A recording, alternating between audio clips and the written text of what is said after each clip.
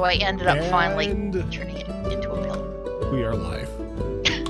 Hello, everybody. Hello. Good evening. How are all of you? Doing great. How are you? Awake and alive. Yeah, awake. Coffee. Awake Coffee and is good. alive is always good.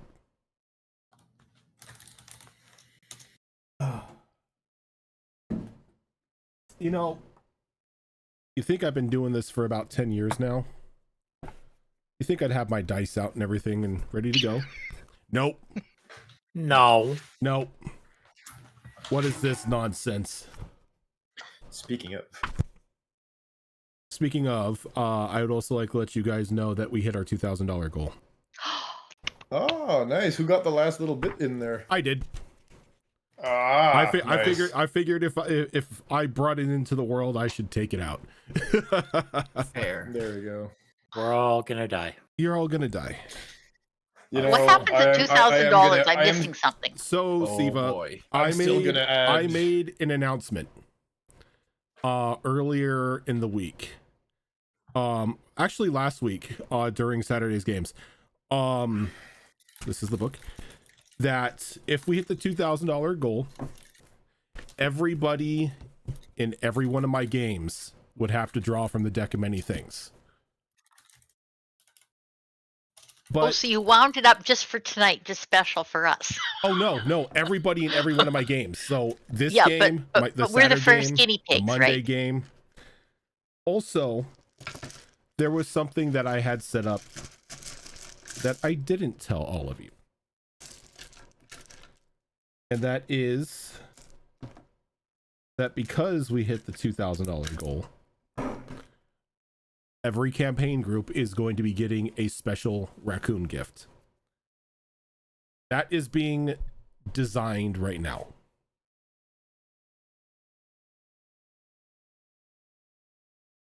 What do you mean rigged, Azrin? I'm the DM. I'm allowed to do what I want. Always happy to see the raccoon. Oh, just a minute. I just see a note here I come saying in at a that good Fox time? is snowflake. Uh, Fox. we hit 2,000. Do I have to guess who it was? It was me. Odin did it himself for once. How dare you? Look, look. No, you know, I'm pissed you too know- because my last 100 have made it for a cool 1,000, and now this man. I mean, donations are still being, accepted, and every donation every donation that gets us up to another $500 mark makes everybody draw again. So It's just now if I want to do half, I have to donate 150. God damn it! It's like I'm now being forced. And it's like Balls it's in the your whole like if for every dollar everybody donates, I'll donate another dollar. balls in your court. Right? Rosa just pointed out that Fox and Gilly are flipped. Yeah, I know. I just saw that.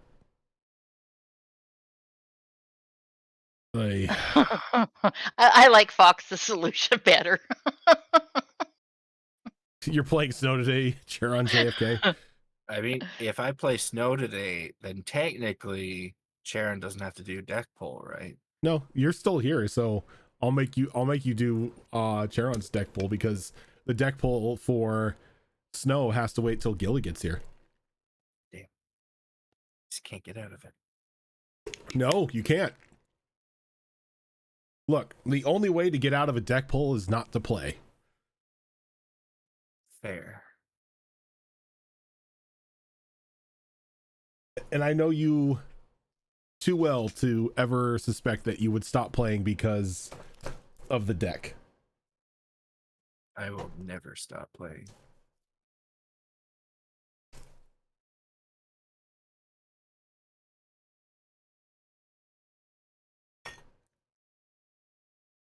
Oh, so yes. Before we get to everyone being forced to draw from the deck of many things, how are all of you? Exhausted. Running on one brain cell and lots of coffee, but I'm good. Exhausted and running on one brain cell and lots of caffeine. Yeah, that explains me today. And the brain cell is working overtime. No. Oh no, it is for me.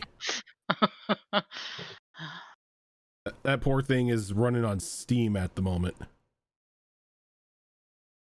My solution to that is to just be completely brain dead all day. I Don't have can't. to run on one brain cell if you have no brain cells. That's dad brain for you right there. I can't do that though. If Sure you can. It just takes practice. No, because if I do that at my job, if I run on no brain cell, that means I'm going to break something and then I'm probably going to be fired. No, just every solution's a ban. I mean, they're both valid arguments. That was my mantra when I worked in support. I don't work in support anymore. So but the last time we left off, there was a bit of backstabbing that happened as you found out that Vastrin was not entirely truthful as to why he reached out to Fate for help, which just added more confusion as to why any of you were. That is a good question. Why is there not a BRP coffee emote? Oh my god, I need to add that to the list. Where did I put that list originally? Was it And in not our a private pumpkin chat? spice one either, Zorro. It has to just be like plain. No. We can get coffee and pumpkin spice. There needs to be two. Wait, hold up. I have that already for. There we go. I already have that for myself, for my own channel. But yeah, Zorro we need a latte. coffee emote. after a bit of a fight with a ghost of a giant queen and everyone trying to murder Vastrin before he can get to something that he had blocked from view, the queen entered the body of Alora. And while everyone was confused and distracted as to what was going on, the possessed Alora walked up and touched the queen's body, returning her to life, draining the life out of Alora.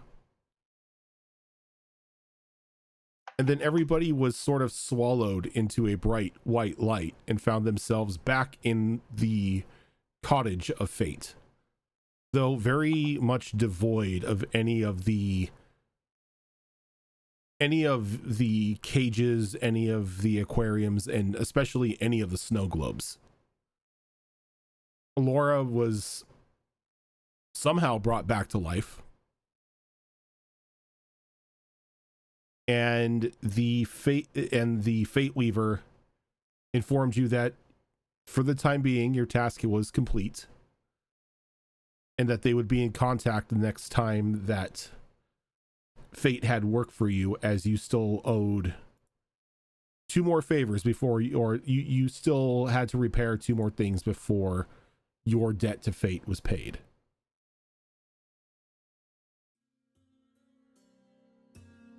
After a bit of conversation,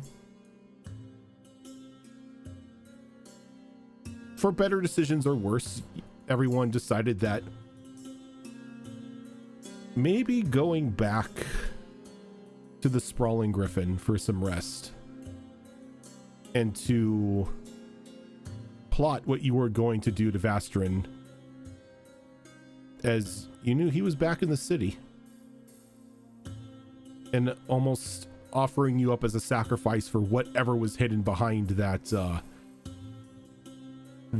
giant statue. You all took to your own not similar, but unique ways of relaxing.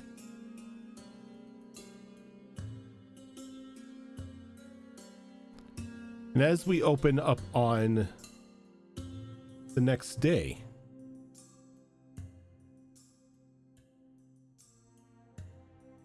something weird is in the air.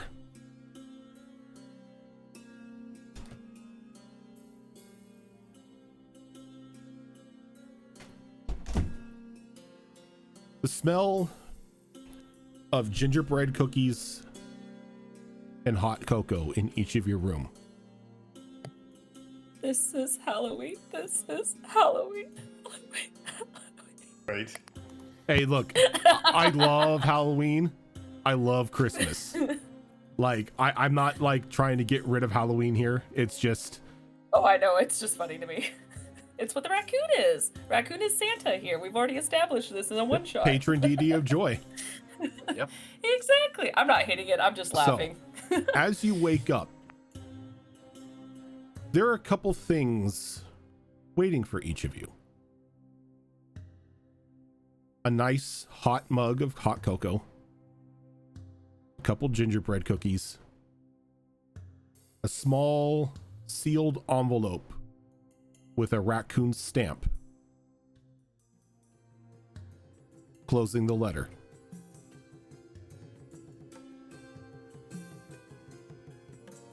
And each of you see a strange card on the little tray as well, save for two of you, because I donated, and since things are doubled, I get to choose two people to draw extra cards.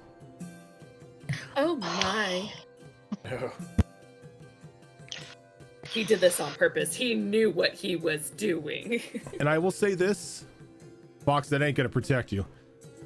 Gilly is not protected from this. I'm rolling a d6. I will say that Snow is a 6 on here. Double sixes, double sixes. So the first one is gonna go. The first one is terrifying. gonna go to Raven, I deserve that. and the second one's Karma, gonna go, maybe? and the second one is gonna go to Gilly. Hey. So Gilly, you have 2 deck of many things draws to do when you come back for this game. That seems to happen. I've noticed when people donate and it's a deck pool, the person who's not there gets pulled. It's like, haha, you couldn't escape. You can't escape. Like I said, the only way to the only way to escape is not to play. With that said, let's get these draws taken care of.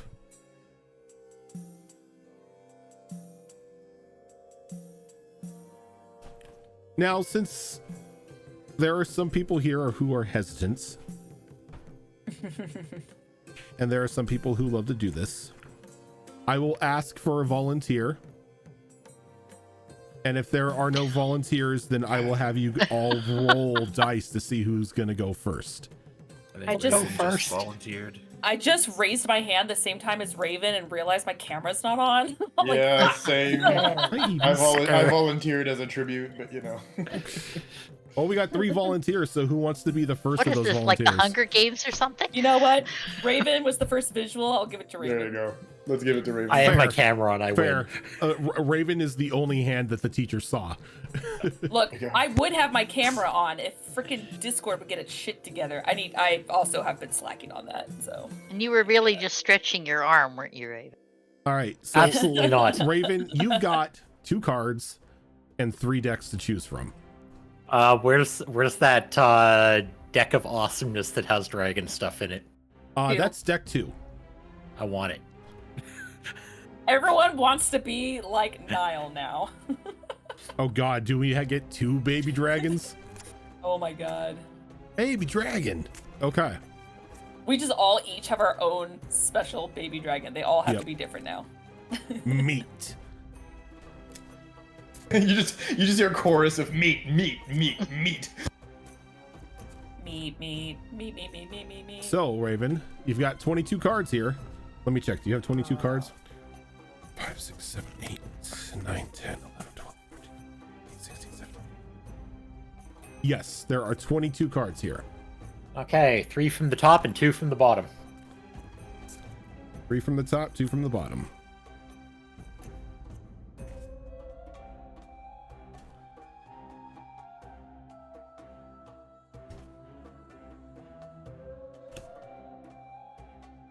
Oh, those are eerily similar. anyway. Like looks wise anyway. The dice told me what I had to grab, so there we go.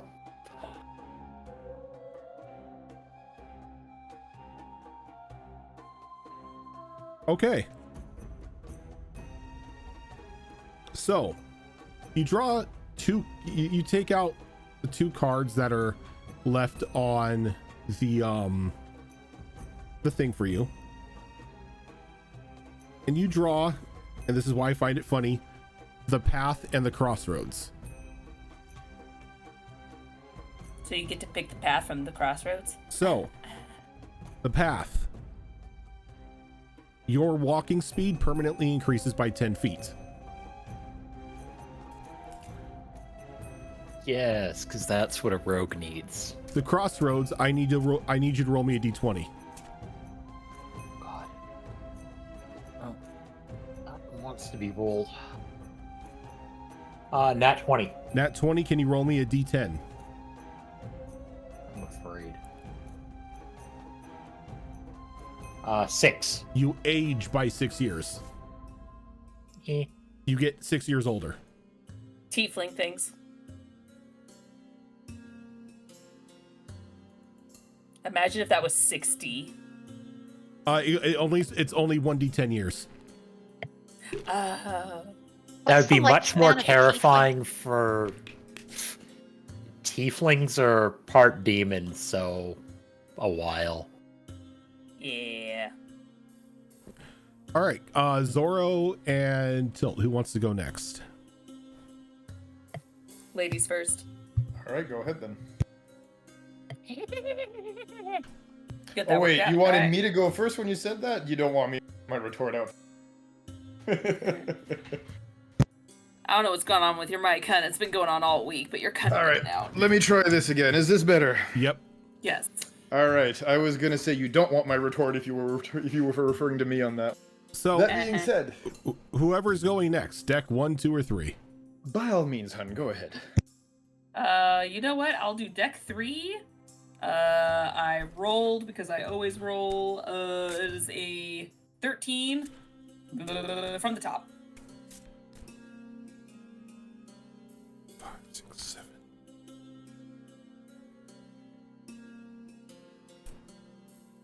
What the? Give me a sec.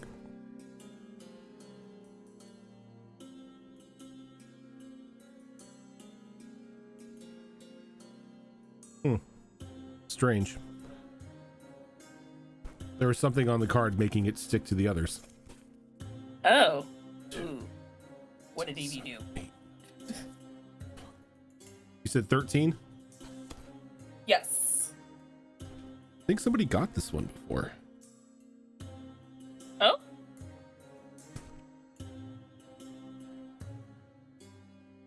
Yep. Niall. You draw the tree card. Oh, do I get bark skin? You get bark skin. Ah, God. You immediately become rough like a tree bark. Your AC is now 15 plus your dex modifier while you are not wearing armor. But you have vulnerability to fire damage.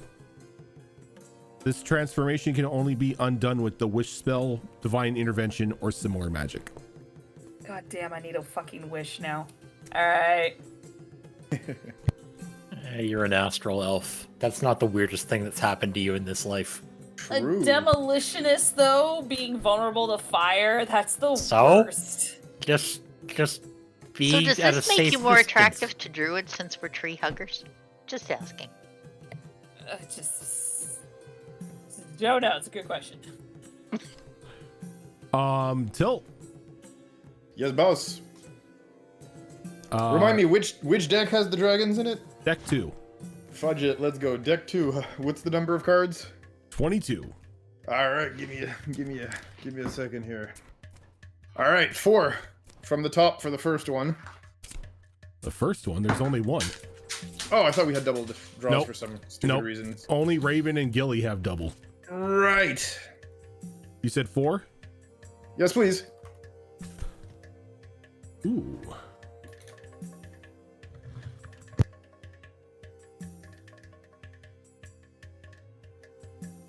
Okay, so I'm going to say this is going to be tweaked a little bit because of what it is. This is going to be an activation on whenever you'd like. This is stored then. But you draw the campfire card. Okay. Campfire, immediately you gain the benefits of a finished long rest. Okay. So since you just woke up, I will say you can store that. I appreciate that. nice. That's nice of you. All right, Siva and Fox, you two are the only two that haven't drawn. Who's next? I'm good. I'll All, go. all yours, Okay. Siva. Siva, you Okay. want deck 1, 2, or 3? Which is the original deck? Deck One? 1. Deck Okay, 1. I'm going to go with deck 1, the 13th card from the top.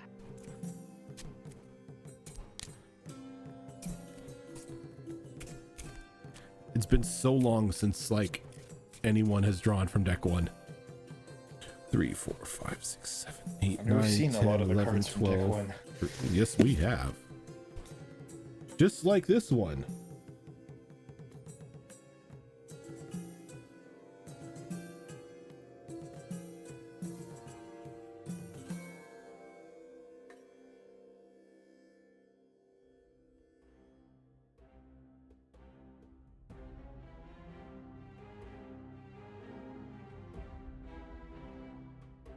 Where is it?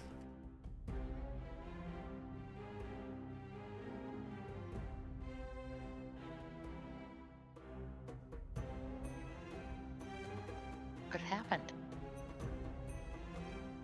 I'm looking.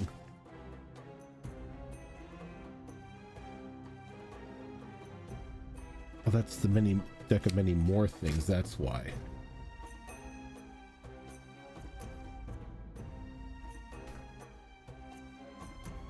Give me a sec. I got to break out the other deck to see what this is. I think I remember what it is. But you drew the throne card.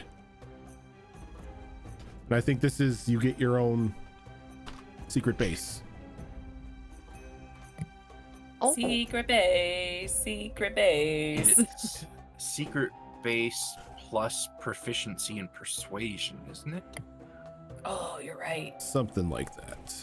And later you turned it into a druid grove on top of the whole thing just because you can.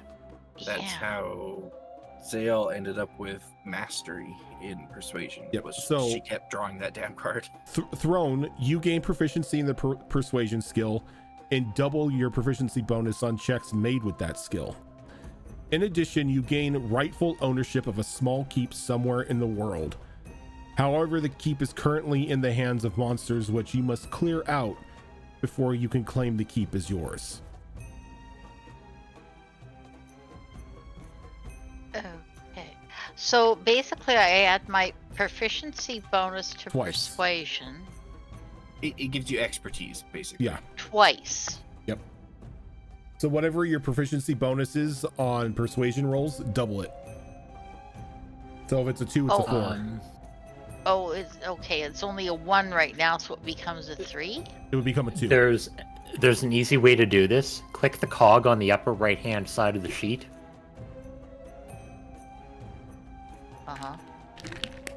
Scroll down, you'll see a list of skills in the center. Mm-hmm. Find persuasion, turn it on to expertise.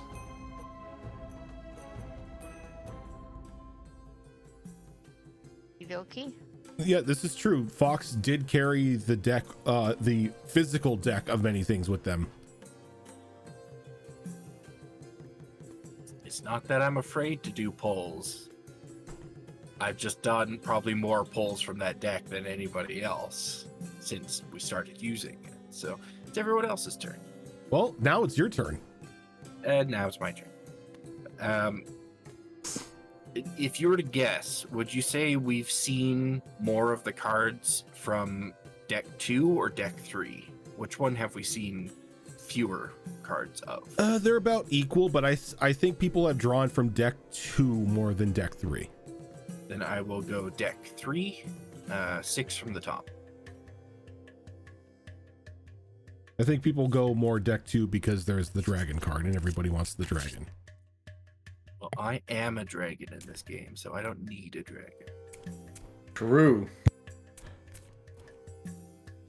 You said 6 from the top? Yep.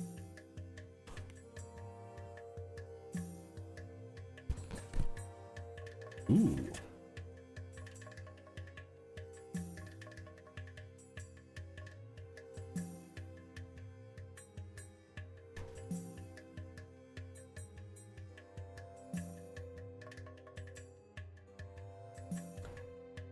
You always get the fun things. Maybe I will ask you not to step on the keyboard. Thank you. As Fox, you draw the staff card. Oh.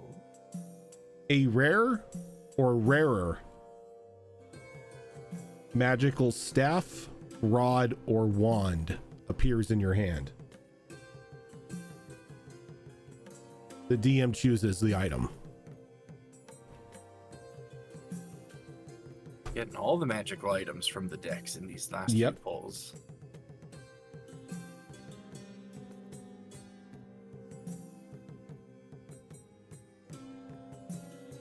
Inside, as you look at the card, there's just this heft that falls into your hand.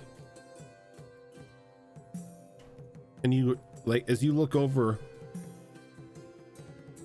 you see this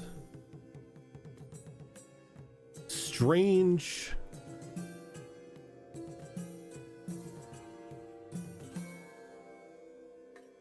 you're not sure if you to call it a wand or to call it a rod. It seems a little maligned at the moment. Not completely shapen yet. As you notice that there are blocked like clusters on various parts of this item. Though as you look at it, you notice that these clusters can be moved around and set in places. As right now what you have in your hand is a puzzle rod. You're unable to discern the magical effects of it because it has not yet been assembled. Interesting.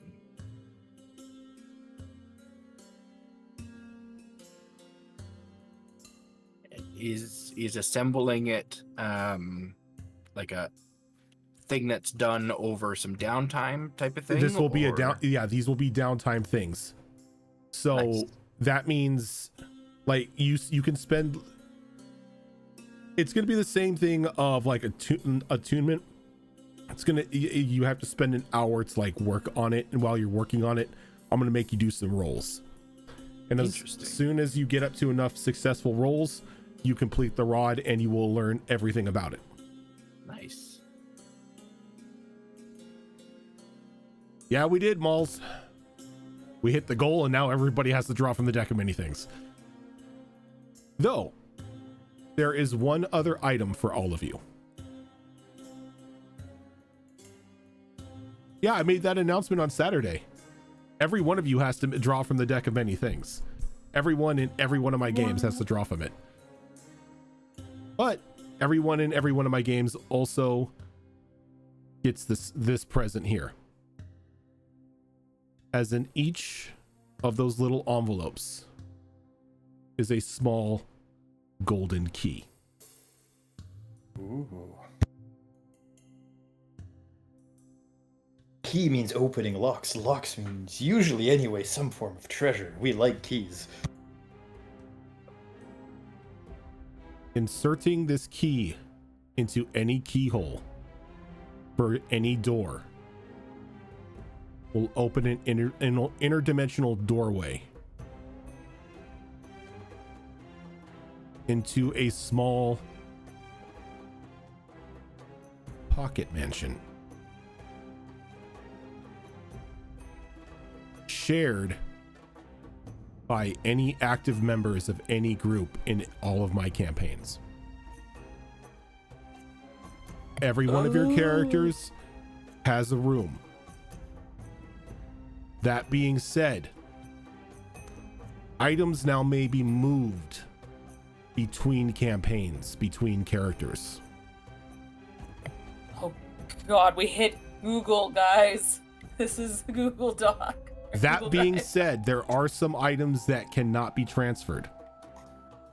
Things that are bound to the story, items of god power, stuff like that, can't be transferred.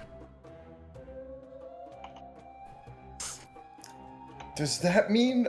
That does not mean Honest- that does not mean cannonballs there. No, has to be No, active damn games. it! I wanted the green skull.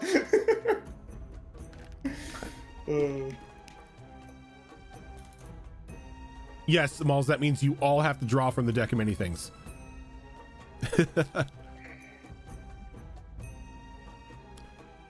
So, for those of us who, because I don't have another character in a campaign of yours. If we don't include Cannonball. I didn't say it was only between your characters. It could be between any characters in any active campaign. Though, if you are going to try to communicate in order to move items back and forth between each other, each character must visit the establishment, and the movement has to be okayed by me through DM before it happens. Of course. But then, wait. Nah, we'll have to talk about it, because again, the only other two completely different systems that don't have to do with D&D, unfortunately. Anyway, we'll think about it. I will say this. This is not only for the active campaigns. This is something that's going to keep going on. As at some point in time in the campaigns from now on, characters will gain a key to Raccoon's Marvelous Mansion.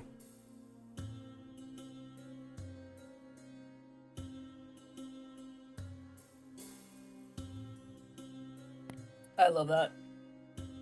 Good idea.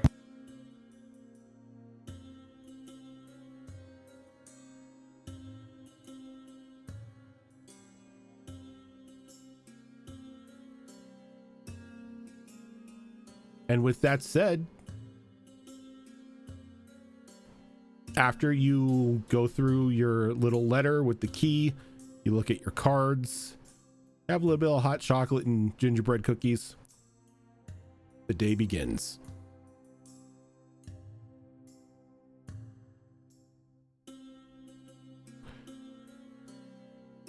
Grim, Boss. you find yourself wandering back into the Griffin pretty early at the start of the day. Okay. You had found your entertainment elsewhere, as the two individuals that had been entertaining you at the Griffin themselves mysteriously went missing. Met with an unfortunate accident. Yep.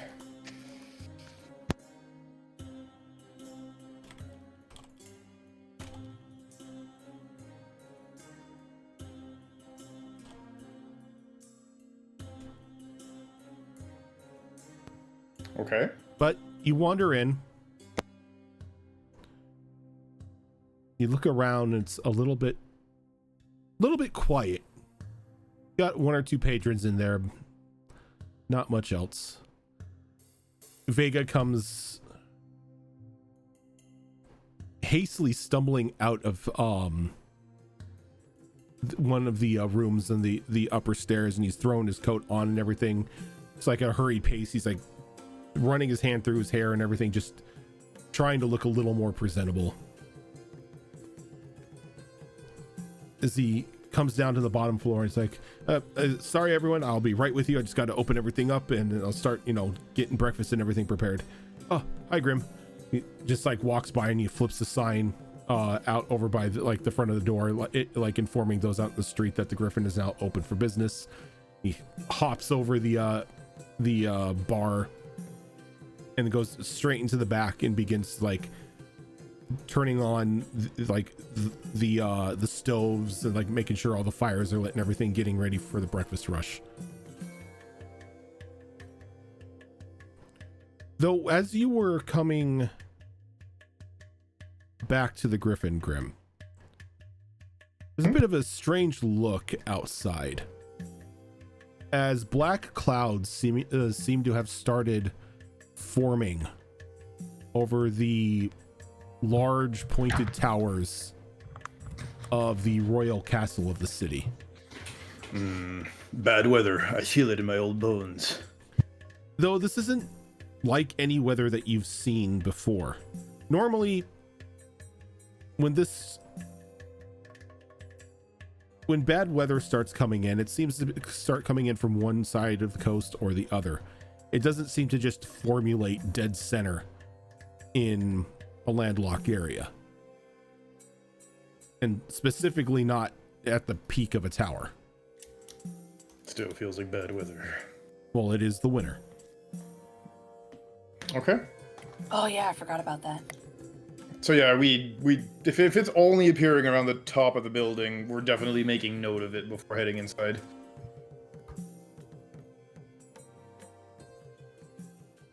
And as Can you hear me? Yeah, I can hear there we you. go. Sorry, I don't know if my mic is acting out. Sorry. No, sorry, I was flipping through Sirenscape, so I got distracted. As everybody starts to stir up, a very biting wind starts whisking through the city, accompanied by heavier than normal snow.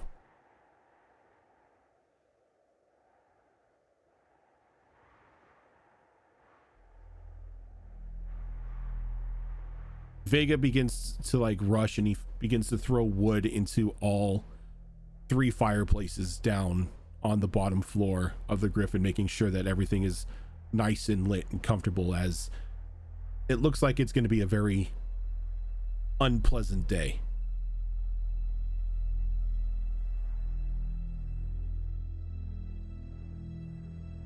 Things don't feel right. Fuckery is afoot. Those of you who are more attuned to the gods or nature itself,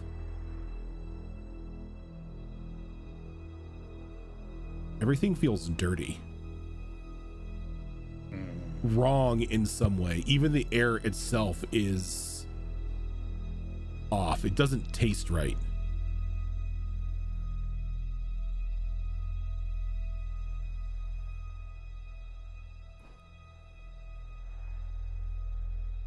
As everyone begins to file downstairs. Big problem, guys. Vega brings all of you like complimentary food and everything because it is so cold, just to like get you all warmed up.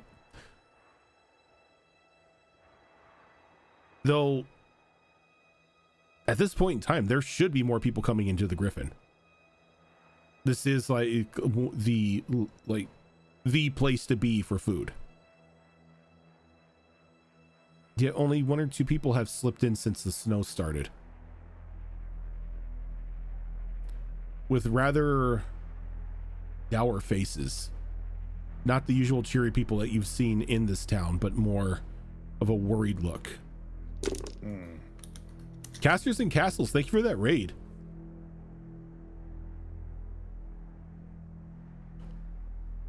One of them takes a seat up at the bar and begins to whisper to Vega in hushed tones. And as the words are traveling between them, you can see Vega's demeanor change a little bit.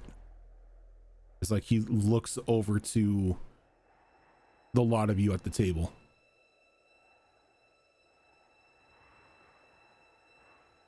And quickly gets this person a hot bowl of porridge and something to drink. Just like very hastily walks over to your table, pulls up a seat and sits down. I'm sorry to intrude, but if I remember correctly, I caught in passing that you were recently traveling with Prince Vastrin. He had hired you to take on some sort of, insane task of his. Do you know what became of him? What happened? He's closed the castle off. He's practically emptied it. The servants, the guards, even the Queen Mother have been pushed out of the castle.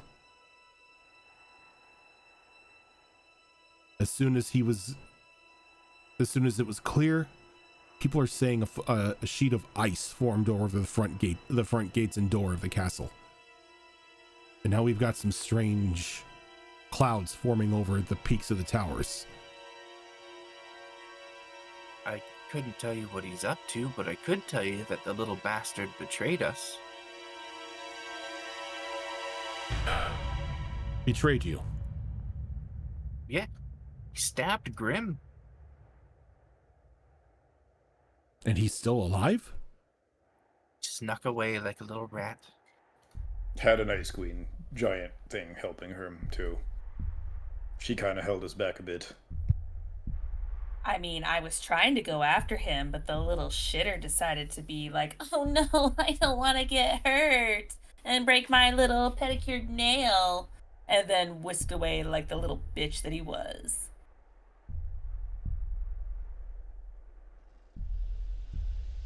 I see. We're working on it. You're working on it. Oh yes, we're not done. Okay, well, as I'm not implicated in a plot for regicide here, I think I'm gonna, just ask that you keep any of that information to yourself. Well, who said about anyone dying? I'm just saying we have unfinished business. How that turns out? Not yet. So he kind of just gives you a very knowing look. Like he's been around you enough lately to know what you're thinking. She ain't hiding it. She's smiling. She's like, maybe I'll take a finger, maybe I'll take a head. We don't know yet. Grim is just patting his coffin as she says that.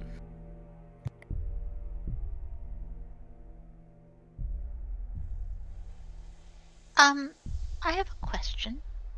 Did his staff that were shoot out, did they say anything about him bringing anybody in before he got rid of them?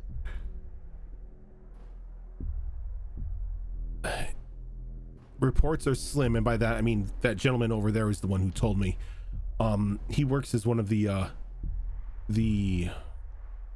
don't want to call them butlers, more of ushers in the castle. They tend to see people in and out. He may know more, but sounds like the prince went a little mad when he arrived, whenever that was, because he came out of his own room and started screaming for everybody to get out.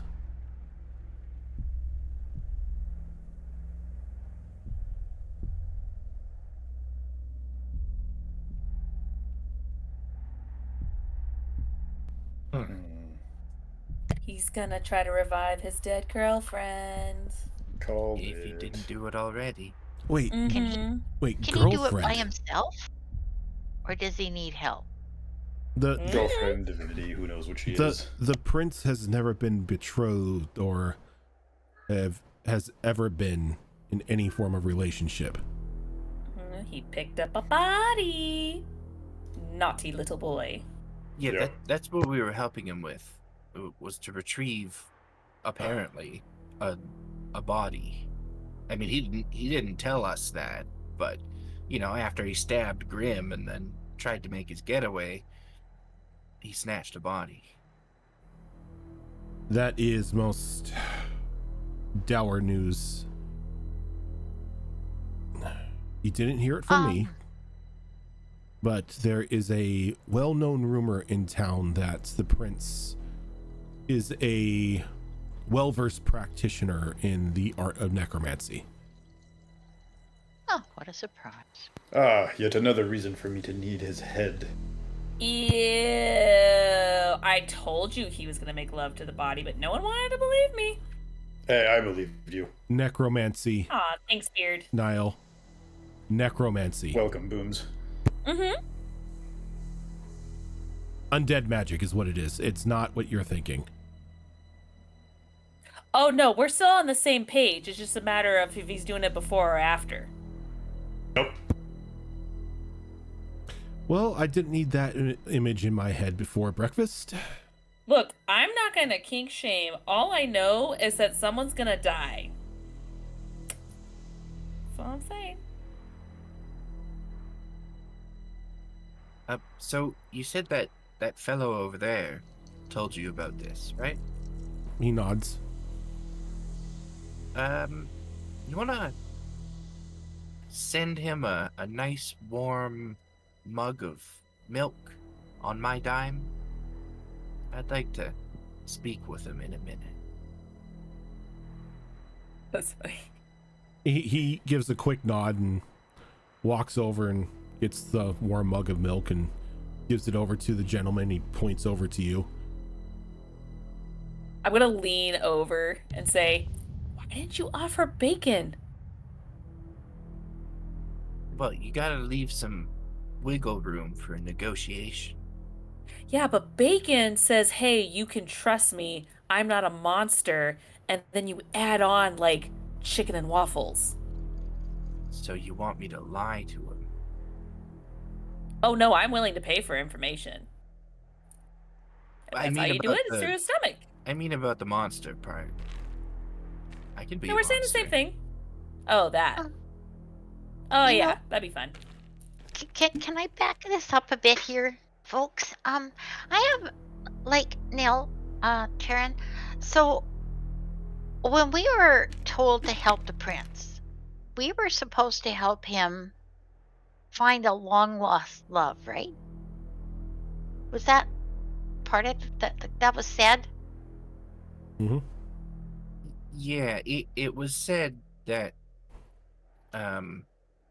he was like seeking his lost love or something like that, and yeah, we were to assist him in whatever this quest of his was. But a long lost love, like if somebody is really powerful, could a long lost love be something other than a girlfriend or whatever? Like if he's nobody knew he was in any kind of a relationship or anything, like could it be something a little different? Yeah, I think so. I mean, we all assumed it was like, you know, a partner of some kind, but yeah, a long lost love could be like a weapon or something that he really likes, or it could be, you know, a pair of shoes that he was really fond of. It could be anything. Or like maybe like if he's a warlock, maybe it's mentor or something, maybe? Like or Yeah. like like just throwing that out there. I mean, it's a good point. It could have been literally anything. We made assumptions, and I guess we'll find out soon if those assumptions were right or wrong. We kind of assumed he was a nice guy till he stabbed Graham too. Well, when we met him in the Well. library, he pretended to be nice.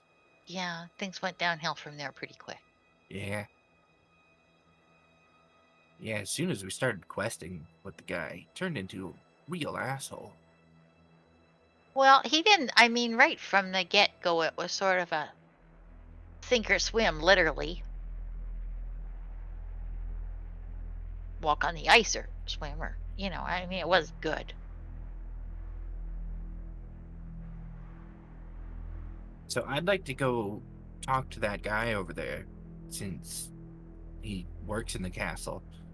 Maybe he can give us some insight into what was happening, and also maybe he can be convinced to tell us if there are any easy access ways to the castle, since the main entrance is apparently covered by ice now. I mean, we could go through the ice, but if we can sneak in, even better.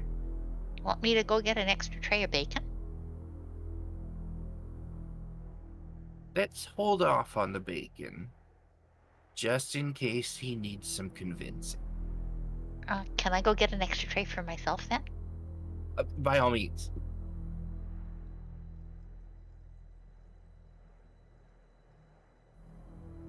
So I will get up to go talk to that guy, and anyone else that wants to come along is certainly more than welcome. Yeah, Niall actually will come along. She's genuinely interested on what they have to say. So yeah, now I'll tag along with you. Alora was interested until Nell started talking about food to me. Grim's coming Fair. along. Fair. I haven't eaten dinner, so I'm already hungry. Yeah, I think I'll be going along with that. Before you can get up to go talk to the gentleman, he's already gotten to his feet, and he walks over to the table and he sits down. Vega said you may want to talk to me about what I know at the castle.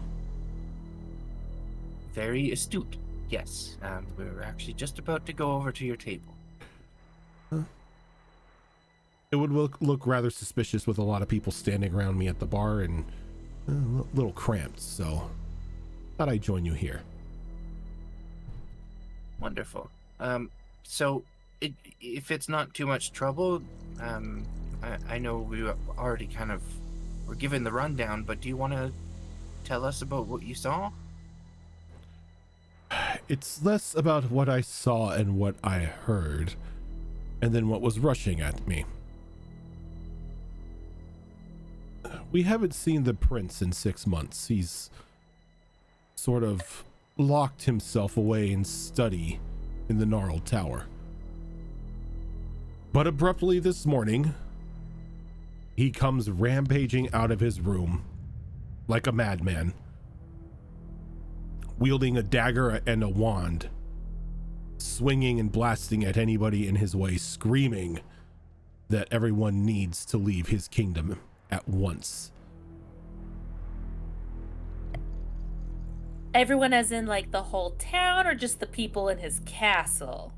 We didn't really stay to question much long, ma'am. He Fair. froze a couple of us before everyone got the proverbial picture that we needed to leave. He even chased his own mother out of the castle. Did you see him with your own eyes, or? Oh, I saw him, yes. Did you happen to get a look at his face? Did he look scared, or did he look angry? He looked insane. Yeah, that tracks, yeah. The look of what I must assume is sheer madness in the boy's eyes was enough to turn my blood cold. And as soon as those spells started firing off, I did not stay long. Has he ever... I mean, nobody wants to give any stock to rumors, but we've all heard the rumors about him and his magic, right? Has he ever done anything even remotely close to this before? The boy has no right wielding that sort of power.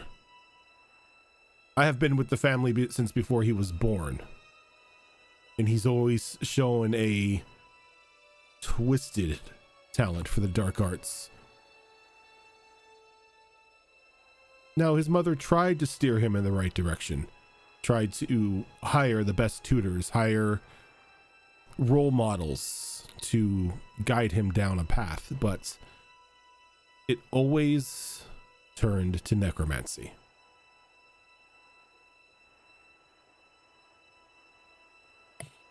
Lovely. Those are early signs of a psychopath killer. From my experience. You said he chased his own mother out of the castle. I don't suppose you know where she went, do you? If we wanted to go have a word with her? Her ladyship went off with her own honor guard My guess is they went to one of the smaller royal homes located across the bridge. Though I doubt she will be entertaining any guests. Yeah, probably not. And the entrance to the castle, is it true that it's all iced over now? Blocked by a rather large and thick sheet of ice, yes. Though nobody's tried to get in, so I can't say that it is impenetrable. I mean, so if somebody did want to get in and, didn't have ice carving tools with them, they probably have to go through like one of the side doors or something then, eh? Are you saying you are looking for a means into the castle? Well, we do have a recent history with the prince, so maybe if anyone could talk him down, it would be us. Kind of, he like looks left and right and he leans into you real close. He's like, what if I wanted you to put him down? The boy is a disease and he cannot come to rule this city. Can I do an insight check on this? Yes. See, You I was most just about to definitely say. can do an insight check. see if this seems genuine or if he's trying to trap me into, saying that I'm about to break the law. Hey kids, you want to commit regicide? Can I do the same thing? Yes, you may. I realized I did not open up my character sheet. Wah, wah. Also, at the mention of breaking the sheet of ice and saying we don't have the tools, Grim kind of looks at Niles and snorts.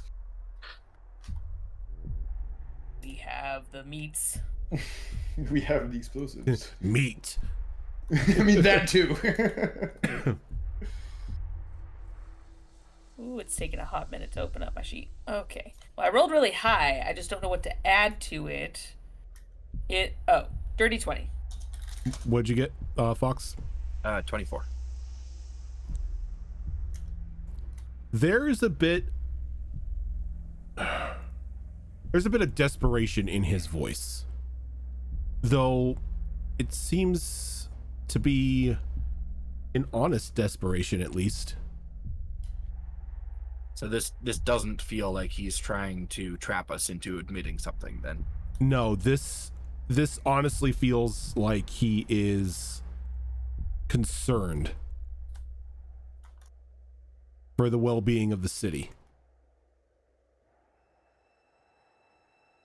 Well, I will say we are a very capable group, and the prince doesn't seem like himself anymore. And often those circumstances really require one solution, if you know what I mean. Like a rabid dog. As much as I am loyal and love the queen, her son would do nothing but bring ruin to this city. And then spread out to the rest of the Isles.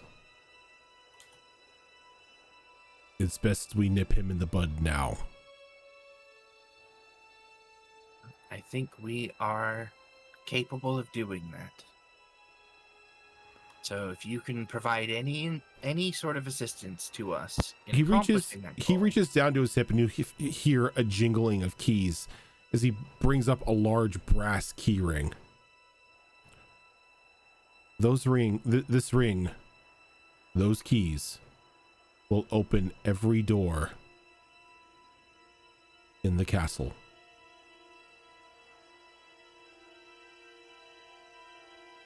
Oh, skeleton key. That's fitting. If you're looking for a way in, there is a servant's entrance around the back of the castle. I doubt the prince has iced that over. I don't even think he knows about it. This will be very, very helpful. And if we make our way inside, where might we find his room? or the throne room, wherever you think he might be. The throne room is on the located. ground floor of the castle. The prince's room, about 5 floors up. It's not hard to miss. It's one of 2 bedrooms on that floor. Is it the one with the flowers on the door? If it were flowers, that would be a welcome sight. Oh, it's bunnies, isn't it? The wood on his door is rotted, and he refuses to let us change it. Oh. At least that'll be a good indicator for which room is his if we don't find him in the throne room. As insane as he is a very, very talented mage. Do not take this lightly. We'll make sure we prepare adequately before venturing in there. Also, suffice to say that he may not be the only one in there. There may be guards and others who are loyal directly to him that he's allowed to stay. I'm not entirely sure. I think we all very much appreciate your assistance. And, I think it's probably best that I don't ask what your name is. Just in case any of us get caught after the deed is done. Plausible deniability, Oh, I ain't no squealer. Oh, it's fine. He knows it was me, even better. What is your name then, my good man? My name is Regis.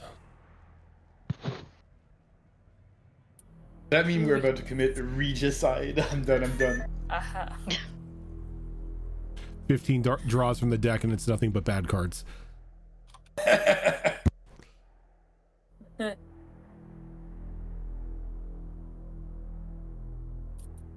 Well, a pleasure, Regis.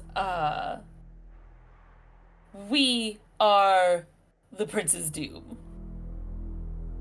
It's a lovely name. I'm gonna stick with that for right now. Is that your group name? Prince's Doom. Fitting for what you're about to attempt. I like it. It stays. Oh my goodness, we can go around saying we're the PD. Oh, that's funny. We have the authority to kill your ass. You know what? We'll think on it, but you know what? I just said that just to be funny, but now I'm thinking on it. Regis, you speak about the queen. There's no king on the throne anymore, or The king has been dead for about 12 years now. The Queen Mother has been ruling over the gates until it was time for her son to take over. But the Leech has not shown any interest in taking control and has spent most of his time locked away in his room or in that damned library in the gnarled tower. Nerd. so what happened to the king? As far as I know, it was natural causes. He died in his sleep one day.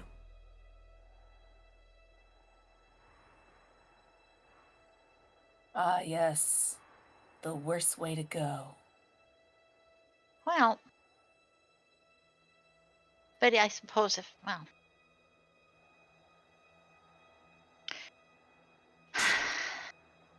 must be terrible.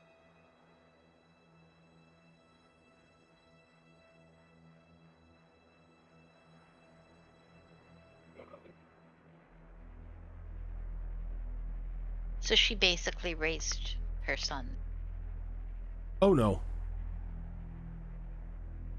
She tried to raise the boy, but he wanted nothing to do with her or the tutors.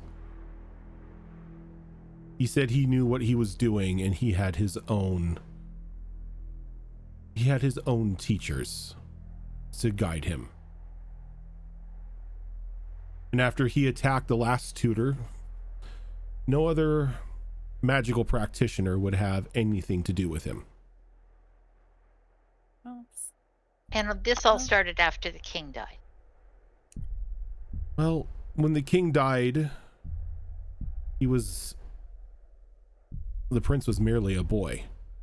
Always been a disturbed boy. So no, this didn't happen after the king died. Oh, and if that was 12 years ago, okay, so he's a very young prick. For a high elf, anyway. Good to know. Not to say that he's that young, but still a child in the standards of his family. And he will always forever be looked at as a child until he ascends his rightful place at the throne. Then he shall forever remain a child. Because we're gonna kill him. Straight to the point. She looks straight to like Sharon, going like, "Because we're gonna kill him." Then looks back, like she had explained the punchline. Right. His last tutor, the one that he attacked, I know it was some time ago now, but I don't suppose that this tutor lives in the city still? I couldn't tell you.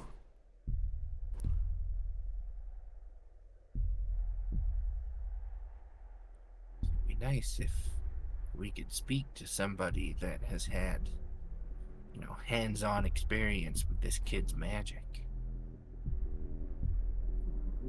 Better prepare us for what's to come.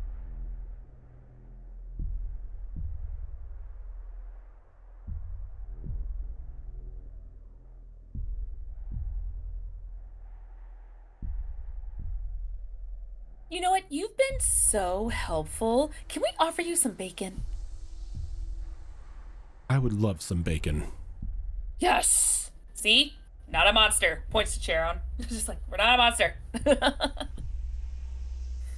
Bacon for everyone.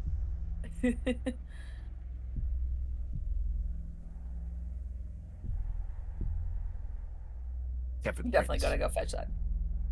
Well, that too. I think Alora would quite willingly jump up and go to the kitchen to fetch more food. Laura goes to the back, goes to the kitchen to grab more food.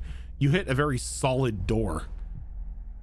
As you can't seem to pass from the bar into the kitchen itself. And then you notice a very out of place sign, partially covered. It says employees only.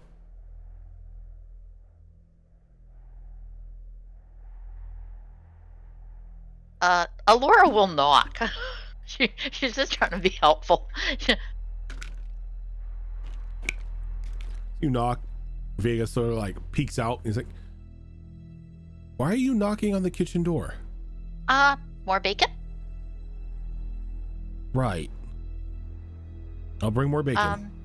I was just gonna sort of help get more food out. He kind of shakes his head. He's like, "You're not an employee," and he shuts the door. Alora looks a little crestfallen. She was hoping to have free access to the kitchen. And goes back to the table. This man knows better. He knows better. You're a hobbit. Yeah, don't let a halfling in the kitchen. Right. Probably a door warded against halflings, right? Halfling repellent. So, I know, like, the vast majority of, like, magical and arcane stuff is in the Gnarled Tower.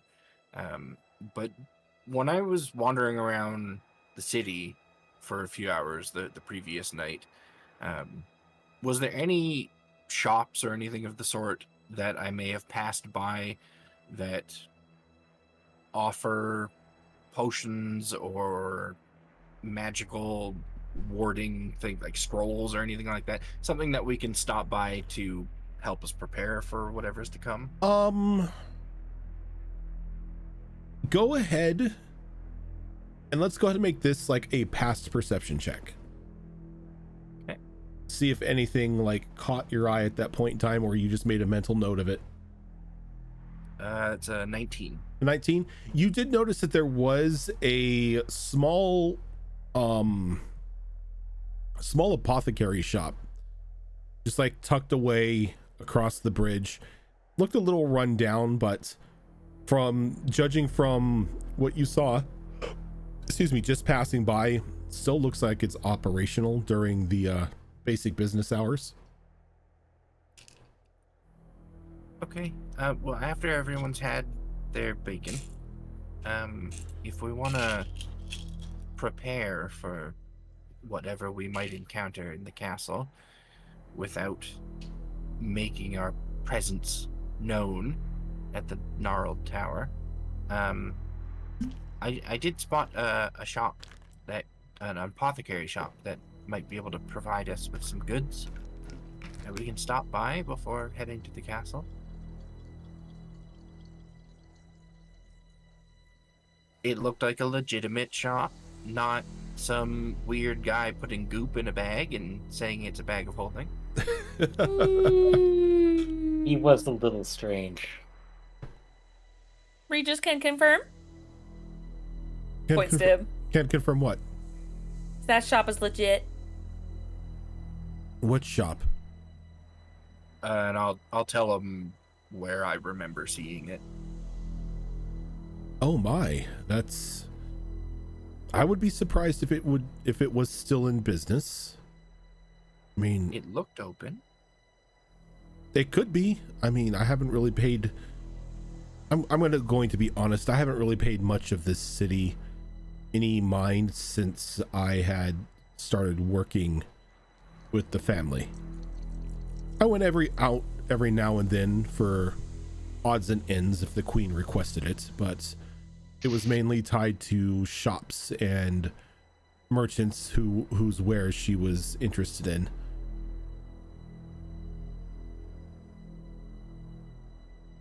I think it might be worth at least stopping by to see if they're open. I mean, what harm could it do, right?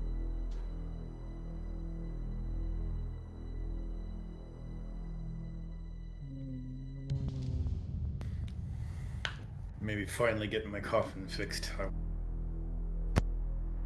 Yeah, you never know. Sometimes yeah. these little out of the way shops have some really, really skilled and talented people working in them.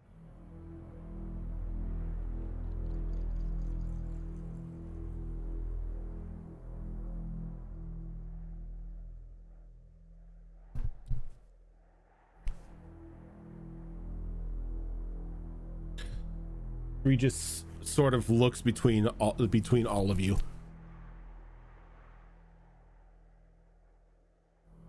I don't want to be somebody who rushes you, but given the events today, I believe that sooner rather than later would be best to act upon your, what was it, princely doom notions? Yeah, I agree.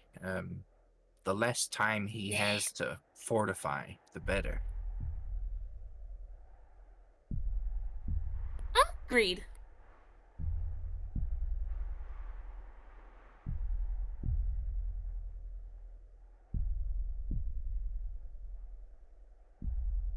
Just sort of, he nods and he's like, well, then I wish you luck. And dress warm. Even in winter clothing right now, it is rather painful to be outside. I shall don on my fanciest coat and boots I got but not too long ago. as she shows the mega floof. The obnoxious floof. We've got the floof studded armor. We like it. We use it.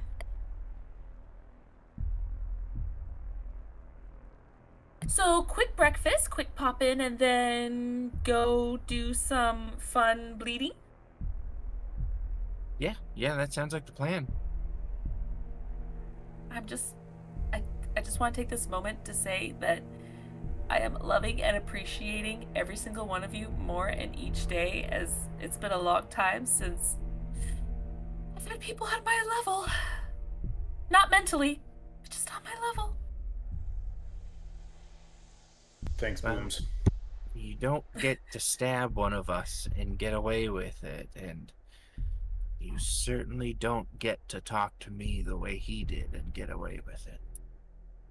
Yeah, and I have a problem with authority, and the fact that he said that shit to you just really grinded my gears, and then stabbed the beard? Oh, hell no.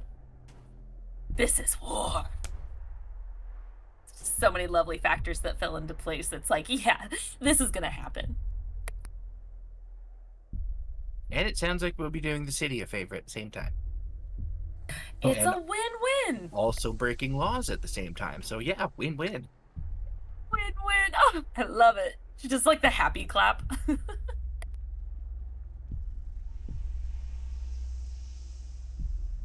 Is it really breaking laws if everyone wants him dead?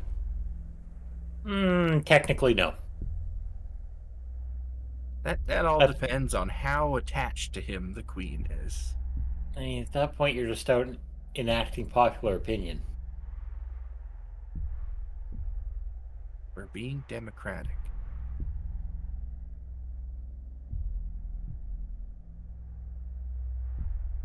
All right. So as you finish your breakfast, you say your goodbyes to both Vega and Regis, don on your winter clothing, and step out onto the streets in Minstran's Gate.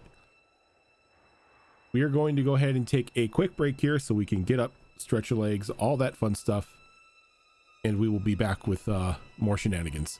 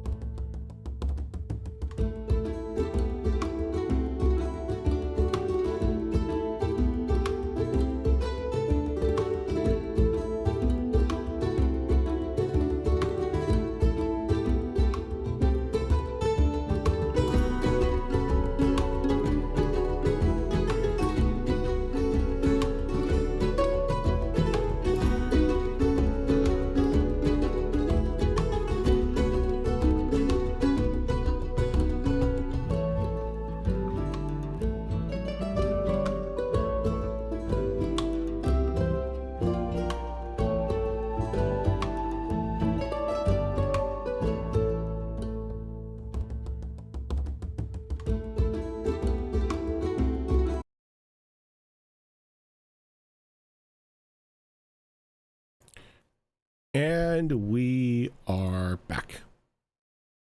But I'm just fixing an oops, Roshan. Don't mind me. And I forgot that I had a double level up when we leveled up instead of a single. When? From a deck pull, very, very early on. Oh no, you're level 6. Yes. Yeah, it shows that on here. Does it? On the cards that Zoro sent me, it shows that you're level 6. Yeah, no, I literally just fixed that because we're all level 5. He's level 6. Gotcha. Okay. But he didn't know that, and we forgot about it until literally right when I was like, "Oh shit, Wait, I forgot to send you the cards." Didn't I retroact that? You said since we're turning 4 when I pulled the card, do it on the next level up. Yeah. Okay. So the way that ended up playing out was we had just leveled up and just updated the cards, and then he did the deck pull, and it was the level up, and you're like, well, since we just updated everything, just level up twice next time you level up. Yep. Ow. And we just now remembered it. Gotcha. All right. Reading through things and like, oh, shite.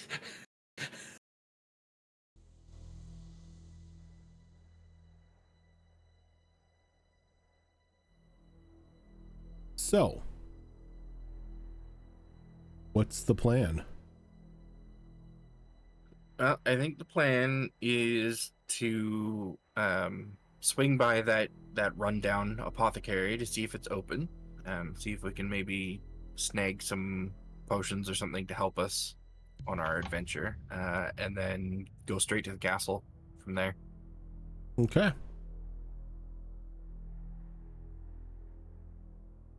So as you are walking through the town, you notice that the streets themselves are pretty barren. You see people every now and then like quickly running between building to building and just like tucking inside their destination. Nobody out for like an afternoon stroll. None of the market stalls are open. A lot of the shops along the way have pretty much closed for business. You see that a couple of the shops are closed, yet they still have people inside, and it looks like they're doing their best to, you know, keep warm.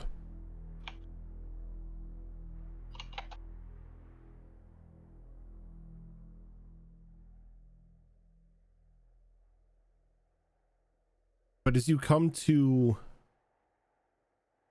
the bridge, there are no carts running today.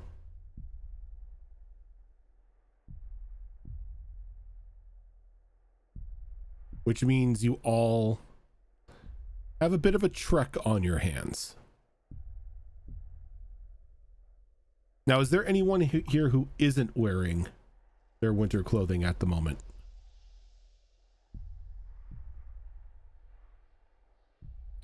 As soon as Regis said that we should bundle up, that is exactly what Sharon did. Yep. Alora is actually quite fond of her snuggly cloak, so she absolutely would be wearing that with the hood up and all tucked in.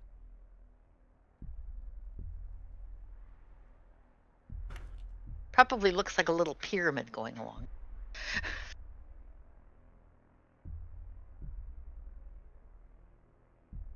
I can't help but picture her like the kid from Christmas Story. That's what I was thinking.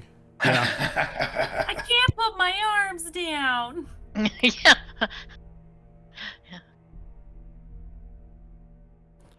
So as sort of like a little brown Christmas tree with little arms. Yep. So as you all begin your trek across this very large, very long bridge, I need everyone to give me Constitution saving throws. Oh, we need dice. Oh my god.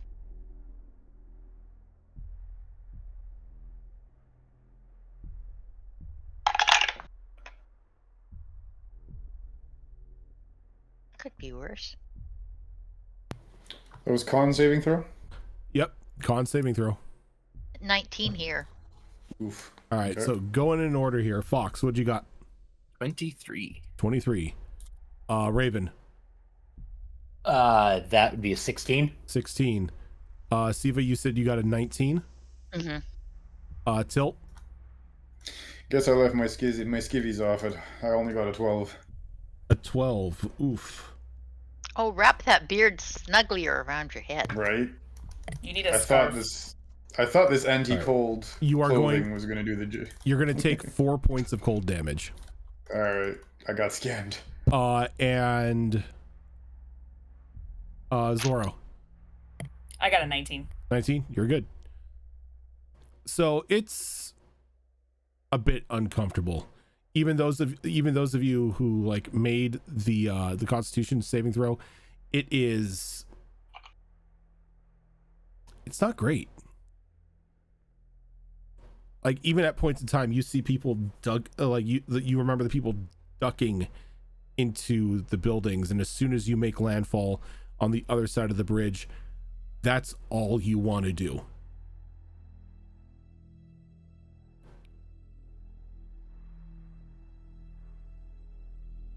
But you continue on.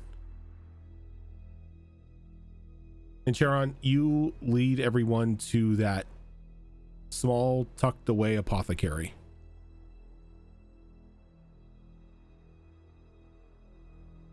As you get there, there's not much light or anything coming from the inside. And you've noticed that as soon as like you've crossed this other side of the bridge,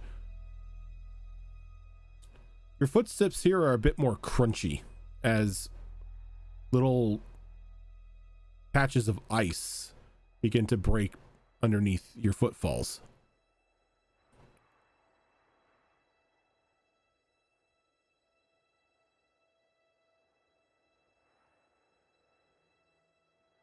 I think once things started to get a little more brisk on this side of the ridge, Sharon would pick up the pace a little bit. The less time we're out in this weather, the better.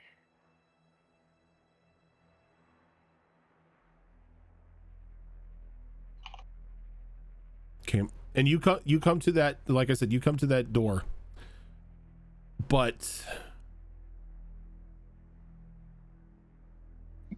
it doesn't seem like anyone's inside. Door's unlocked though. If the door's unlocked, I think Sharon would just open it and step inside like you would an ordinary shop. And have a quick look around, see if there's any people, anything. Go ahead and give me, before I say this, is everybody going to be doing a bit of an investigating in here? Yeah, probably. Probably. Yeah.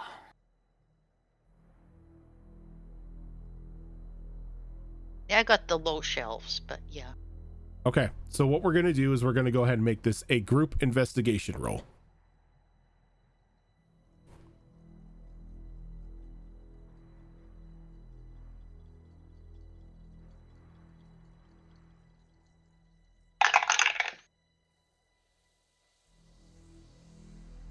God, this rainbow dye is on fire tonight. Jeez. So, Fox, what'd you get? 14. 14. Okay. Raven? Gonna bring down the group average with a 9.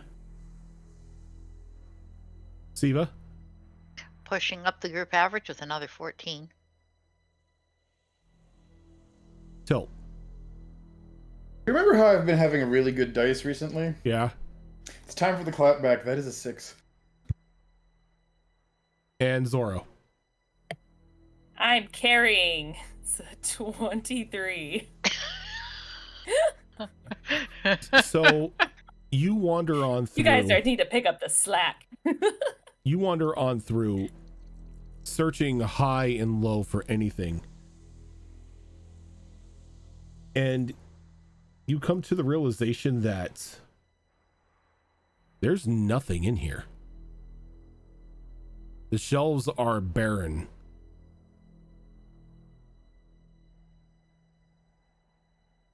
There's no sign of an owner.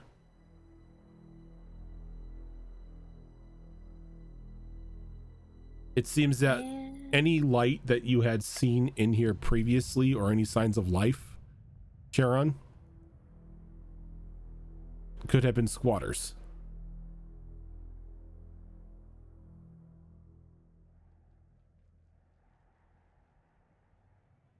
Well, that is a little bit unfortunate. Guess we'll just have to go into the castle with what we've got.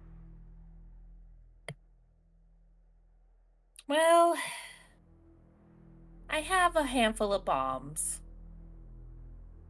So I guess that's all I can ask for.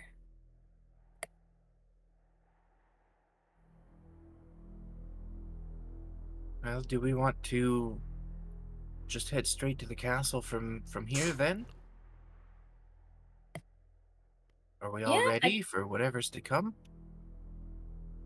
I don't see where else we can go in the meantime, so works for me. Oh, I did want to double check with everyone. The prince, I would still very much like to call dibs on, his soul, if that's So I okay call with dibs on the everyone. body. And yeah, the body's all yours if it comes to that. You say soul? Try to keep it. You mean like his soul, like his actual legit soul? Because it sounds like he may not have one, but hypothetically he has one. You want the soul? Actually, that's a fair question. Agrin, you're capable of eating souls even if they're owned by someone else, right? It's like, if Niall had a piece of cake, I could still technically eat it, right? Even though it's not mine. How dare you? That is a definite way to put it. Yes, I can definitely steal a soul from somebody who's already promised it to someone else. Their name's not on it. Okay, that's good enough for me. Yeah, Agrin says he can still eat it up, even if it belongs to someone else, so... Perfect. I just want a finger. Maybe. Or the foot. I haven't decided yet. I go back and forth. But when I'd like the body. Yeah, when it inevitably comes to blows between us and the prince, I will do everything I can to keep from marring his body in any way. So it's in as good of condition as possible for you. Excellent. Okay, question, follow-up for you, Beard. You said you wanted the body. Can I still stab him in his stupid face? Yes, Booms, you can. Yes! Alright, that's all I want. That's really all I want. I just want to stab him in his stupid face. Okay. Hell, even the doll can take a turn stabbing it in the face if it wants to. Snooks gets a turn too? Oh. Sure. They'd love to just scratch their face. Okay, excellent. Well, shall we head to the castle then? Indeedably.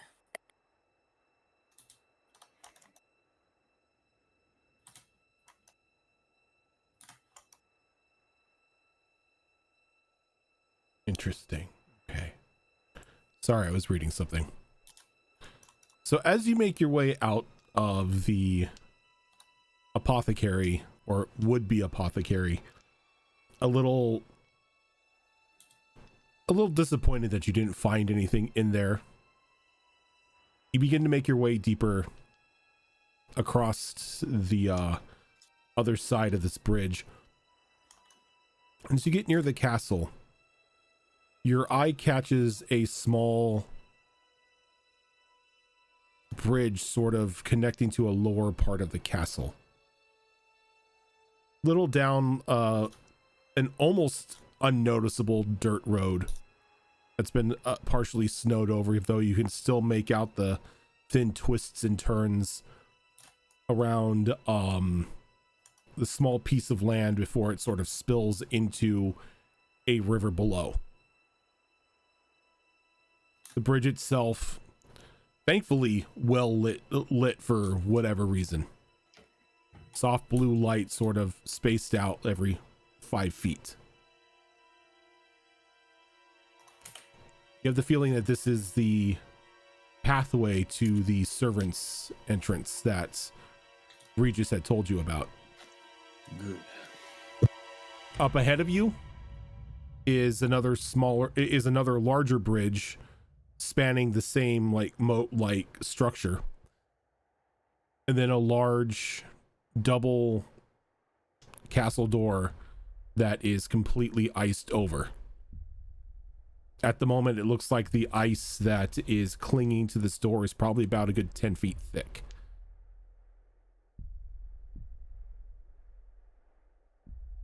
Good thing there's those side doors. I have no doubt that we could get through that ice, but I think we'd make a hell of a racket doing it. Yeah. Yeah.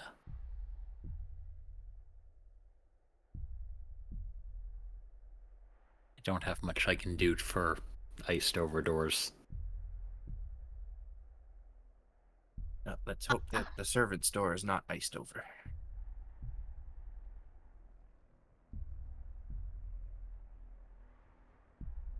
We continue down the side path. Okay. Alora puts up a hand. She says, do we want to do this as quietly as possible? Like, do we want the element of surprise? It certainly never hurts. I think I can help except with for the that. people that were surprising. It usually hurts them, but it's good for us. Well, if you can all stay within about 30 feet of me, I can cast Pass Without Trace. Might be. I think the rogue likes this idea. Extra think I sneaky should. AoE, yes please. I think I saw the rogue smile. Alrighty.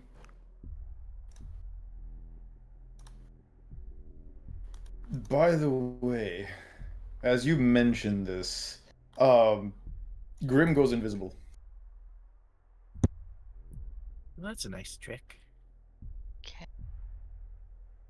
So even though her arms are a little encumbered with heavy sleeves, with a flourish, Alora will hold up her wand, give it a bit of a swirl, and cast Pass Without Trace. And as Pass Without a Trace goes off, you see Grim turn invisible. Grim, did you cast invisibility? Drig or racial. Ah, It's either enlarge, reduce, or invisibility. Nice. stealth dwarf. I don't think we need giant. Because that's what everybody what everybody needs is a stealth dwarf. No. Yes, we have a stealth dwarf, cleric, carrying a giant fucking coffin. Fighter. Yep. Don't ask. And Pass Without Trace adds how much to sneak? 10. Plus 10 to dex. God. And then okay. So and can't be tracked except by magical means. I have a question. A creature. What's your marching order? I can take point. I'll probably stick somewhere in the middle so that, we get the best radius out of that Pass Without Trace. I actually wouldn't mind being behind Cal, because my stealth and everything is actually pretty darn good as a backup. So yeah, I don't mind going second.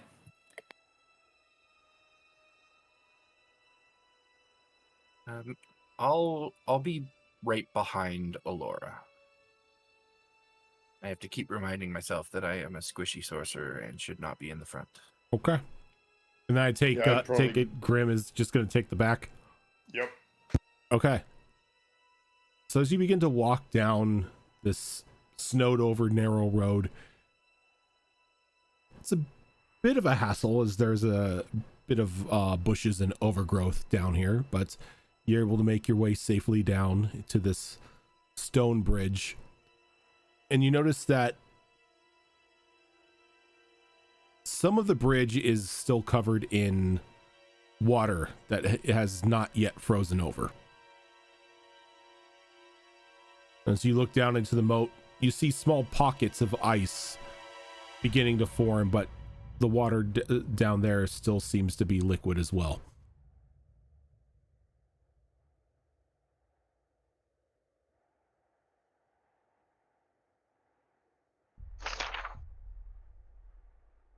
The bridge itself, let me get my ruler out here so I have the correct measurement.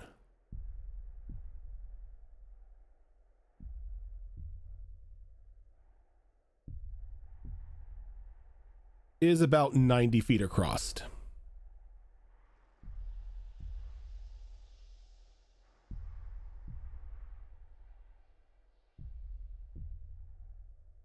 Take it slow, take it careful, so none of us slip and fall to Yep. our untimely death. Bridge is about 20 feet wide as well. Wide, it That's looks not like too it's bad. like it's wide enough to bring carts through here. Probably a good thing. As you begin to walk across this bridge, how fast are you moving, Cal? Since you're on Now that I can now officially outrun all the group, Remember that the halfling with her little tiny legs can only go 25. then I will stay at the pace of a halfling. Okay. So as you begin to cross the bridge and everybody starts to follow along, Pass Without a Trace seems to be doing its job. There's a moment that you begin to cross over the bridge, and your feet begin to trudge through the small pockets of water on there.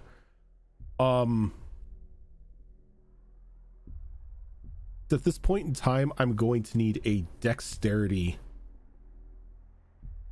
saving throw from you.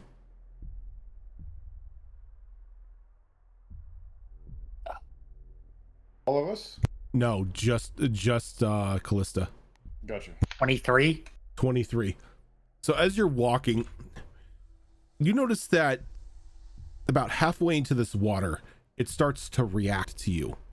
And not like it's rippling kind of way, more of like it's going a little vertical. And quickly you jump back as this small like blob of water shoots up and encircles the area that you were just in, as this large, strange looking ice golem appears. I'm gonna set everything up here. As that happens, you begin to hear a bit of little bit of giggling underneath the bridge, as out from underneath fly up 4 ice mephits. Of Oh, crap. I hate those things. I don't know. I love them as a monster. They're wonderful. Yeah, I think they're one of your favorite monsters to sick on a group, if I recall. Mephits in general are one of my favorite things to attack groups with. Oh, mephits are wonderful. So let me take you to the bridge. I'd like to out-stealth the mephits.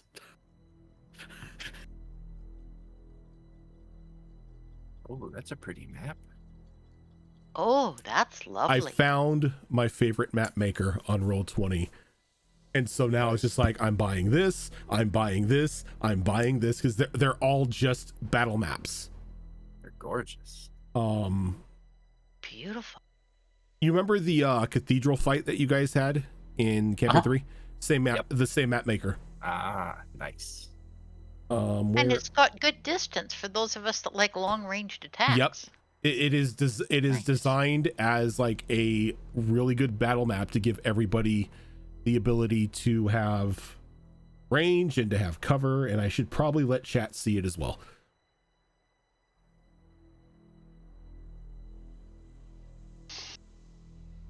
So I'm going to do this, and hopefully it gives everybody a turn and not 2 turns. Cool, it worked. Are we going into initiative? We are most definitely going into initiative. Okay, I'm going to roll my d4 because the deck of wondrous things is going to come into play again. I'm going to be drawing 1 card, and I'll do that on my initiative. On your turn. Gotcha.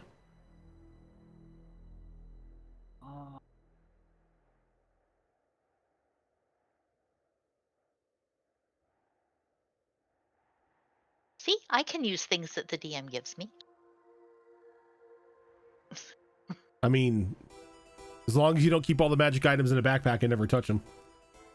Well, Looking at you, it Cassius. really, I really think that's a really good fit for her personality, that she's sort of a gambling type. So it fits to me that that's something she would do. When it gets tense, she would do that. Gambler.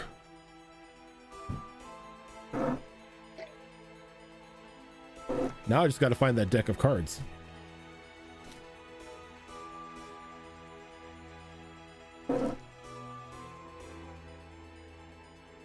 There it is. I have way too much stuff on my desk. Is that a little kobold trapped within its tummy? Yep. Because its ability is it can encase people in traps inside of itself, completely freeze them, and preserve their bodies. Here, I'll bring up the image for everybody to see. Oh, yeah. That's cute. Glorious. Oh, okay. Neat, but icky. Yeah, because I haven't had, like, I realized that I haven't really had a lot of ice based things to be able to use it on people or anything like that, because campaign 3 was, you know, cold and everything, but it was a lot more horror-esque. Yeah. I rolled shit for my initiative. This is gonna suck. Am I going crazy, or do rogues have a thing at some point where they get advantage on dexterity rolls? I know barbarians at one point, I think. Yeah, I think a certain type of rogue does. Yeah, they get to do the whole, like, fail is half and succeed is 0 on the damage thing. Not losing my mind. There we go.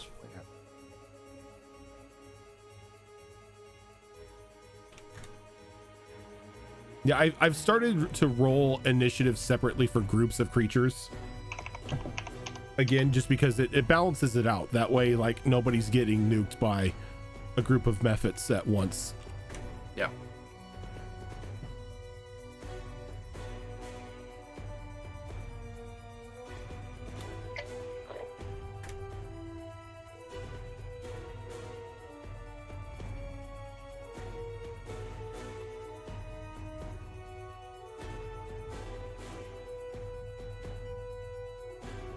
They sure roll well, though.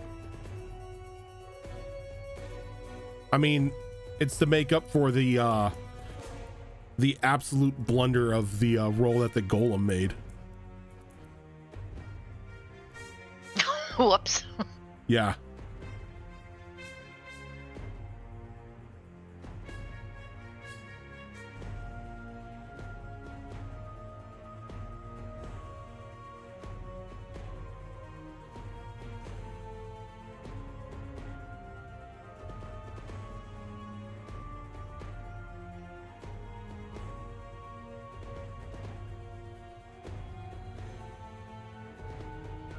And there's a way to tell us apart, kind of, isn't there? Yes, Yeah. you make a marker. Also, I can mouse over you and mouse over the initiative and see who's who. Ah, okay. Find your Oh, token I and throw see. a Oh, marker yeah. on So it. if you do that, you see whose turn. Okay, fabulous. I didn't realize that. Thank you. That's actually very helpful. All right, so rogue going first. Day ending in Y. Yeah. All right.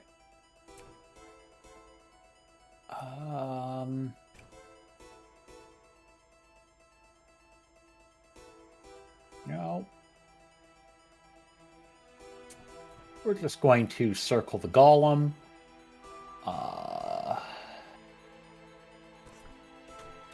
And what's that called?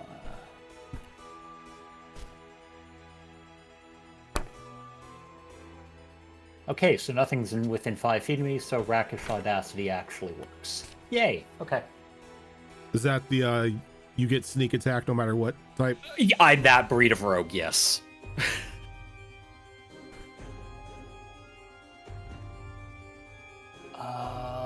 Does a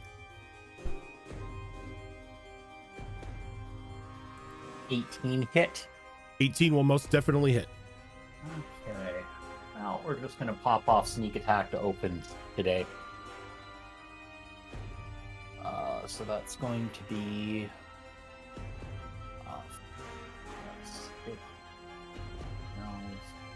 15. 20 damage on the first hit. Is this for my magic blade? No, I just have a pair of short swords. That's Okay. all I've got. Second one I'm not having faith in. That's a 14 to hit. 14 does not hit. Okay, that's fine. And that would have cost me 5, 10, 15, 20, 25, 30, 35, 40. And I can just walk away from this. Oh yes, because you are a rogue and I am... rogues are bullshit. I'm swashbuckler rogue. I do the things. I just stab and then I walk away. Okay. John. So the mephits are up in the air, Correct. I assume. Yep. They're about parallel with the bridge right now. So they're still like on like the same like floor plane as you, but they are airborne. Okay. Is there like a railing on the bridge that's blocking our line of sight to them, or do we have full line of sight? You have to full them? line of sight of them. Okay. So in that case, I will move to. Actually, I think I only need to move there. Let me bust out the ruler. Perfect. So targeting those two on the right, I am going to cast Bloodshot, using the essence of the Planet Eater as my focus, so I can target an additional creature with it. Okay. I forgot you had the Planet Eater. Yeah. I keep forgetting you're a lunar sorcerer. I still don't really know anything about the Planet Eater, so I feel like I'm gambling every time I use it. You but- are. Because I still need that D20 roll every time you use it. Right. Let me make these attack rolls first. So the first one is going to... Oh, Jesus, that spell attack bonus is wonderful. That's going to be a 26 to hit. That hits. And the other one is a 21 to hit. 21 will hit as well. These are mephits. They're not tanky in any way, shape, or form. And I am going to take 5 necrotic damage from that. But the first one is going to take some damage here. Can you roll the D20 first? Yes. That is an 11. Okay. The spell goes off as the spell should go off. Okay. So the first one is going to take 10 fire damage and 7 psychic damage.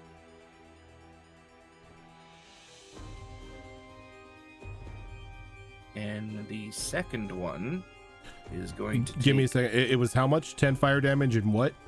and 7 psychic damage. Fuck. Okay.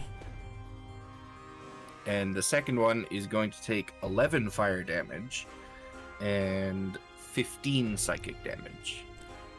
That one just melts. Like the bloodshot slams into it and it quickly catches flame and just melts. Wonderful. And as it dies, it kind of convulses a little bit as it's melting, and it explodes into a little torrent of like razor sharp icicles that's spread out about 5 feet from where it died. Okay. Seeing that they explode on death, I will use some movement to step back here, and that's the end of my turn. Okay.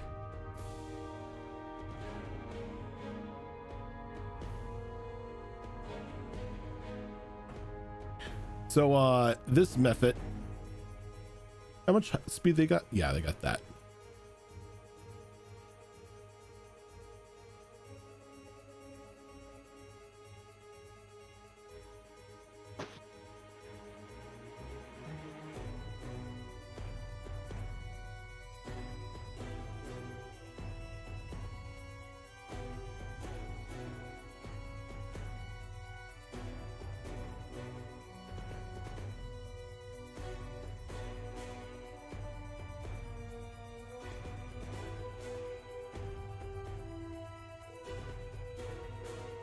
Gonna fly down here, and then doing what Mephits do best. Let me get my little cone here.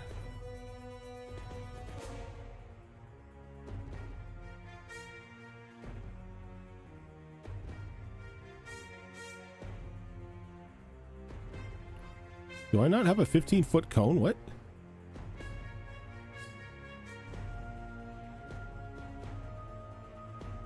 You should be able to for the ruler, at least for us to see. Yeah, I know, but I bought these cool like animated rulers. Oh yeah.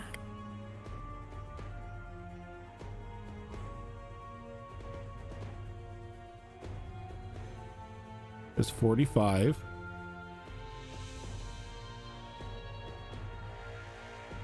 There's 90, there's 10, there's 20, there's 30. Interesting, but there's no 15. All right, well, we're just gonna have to tack on 5 feet in every direction for this then.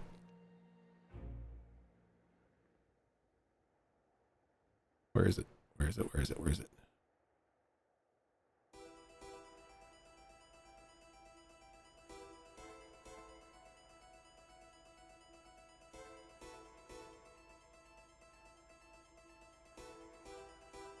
Wow. This is not in order. I hate it when that happens.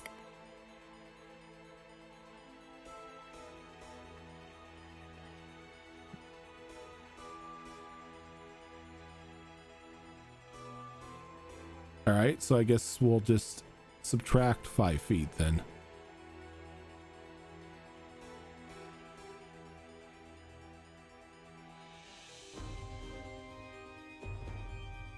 You know, I thought I was going to be able to do something cool here, and now I'm just disappointed.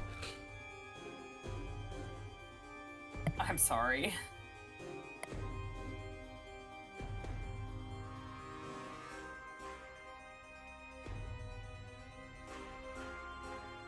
Okay, well, 15 feet, I guess, just isn't allowed. Because all I wanted to do was just bring this out. Oh, that's cool though. That's pretty much 15 feet. Yeah, that's 15 feet. That's And it. then, like, angle it out.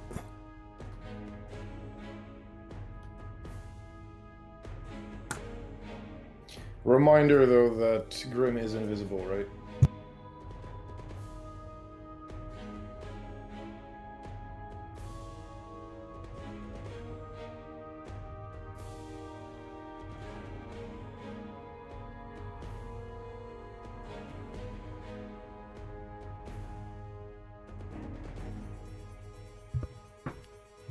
Yep. So it looks like the only thing he can do is this, because he did not catch his perception check. So I'm gonna need Alora and oh wait, no, I'm sorry. Without like, I'm invis. No character art. Like I keep I'm working you two on up. it. I'm sorry. So this is grim. I'm going to need Alora and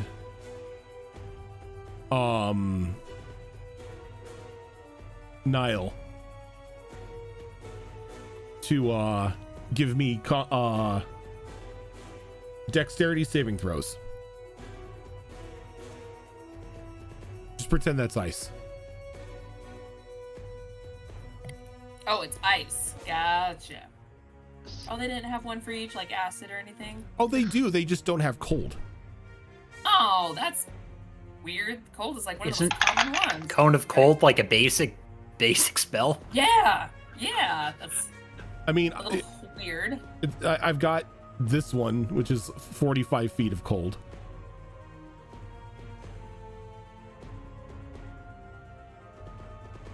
Funny that they don't have smaller, like that you can't pick your element and your size. But So, seems like poor programming. Niall, what'd you get? Right. I have to roll. Yeah. I was so distracted by the animation of what you were doing. Oh, that's not bad. God, I am not changing out this rainbow die right now until it betrays me. With a dex save, 19. Okay.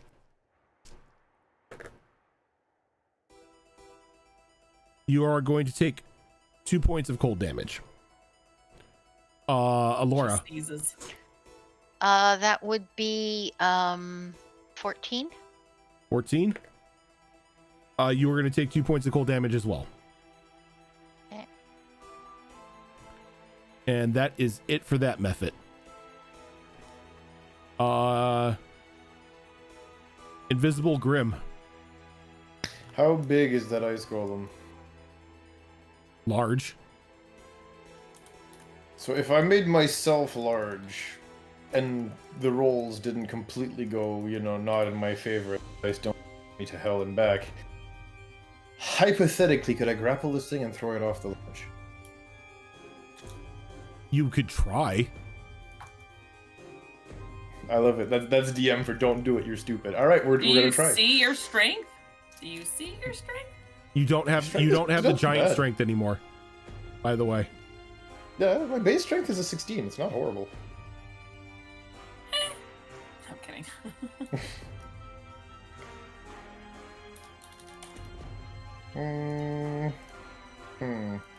Well, either way, we're not doing that right off the bat. There's other things first. Let's see here.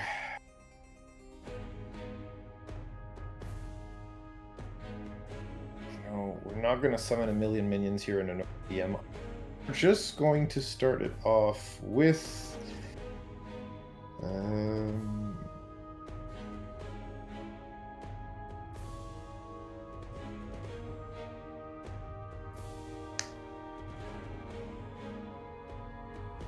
You know what, tell you what, we're gonna discreetly here sneak up behind Niall. And we're gonna open up with the old classic since she's in the front here. And we'll open up with the old classic, the heart to heart. Okay, so that's going to make you visible because you are casting a spell. Yep. Yeah, that's fine. Okay. I mean, it doesn't... Yeah. Like, look at you sneaking up on me to just slap my bottom. He just kind of wings. He just kind of wings at her and runs back off with the... whatchamacallit, the coffin in tow.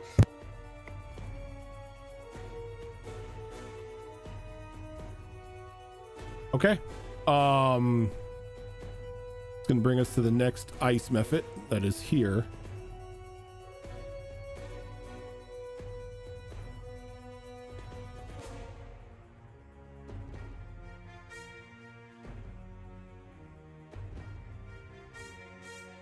gonna fly down to there.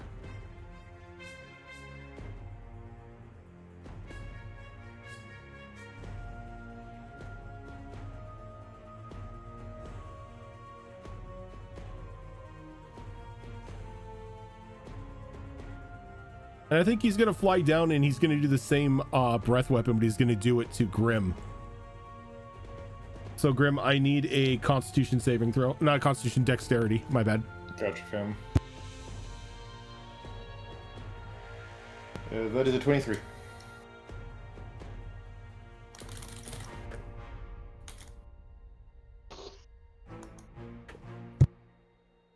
So you're gonna take 3 points of cold damage. And that is its turn. Alora. Alrighty, so my card?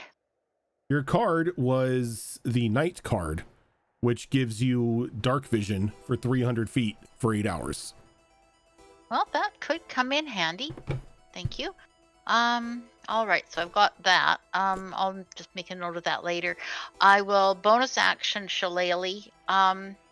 If I was to step 5 feet this way, can I smack that ice method with my Shillelagh? You're on the edge of the bridge, but yes, you can. You're okay. I'm still on the bridge. You're still on the bridge. Yes, you can walk up to the edge of the bridge and pretty much hit the method because it is still ground level for you all. Yeah, I'm just gonna take a really good baseball swing at it. Wasn't a very good baseball swing. It's the coat. The coat's really difficult.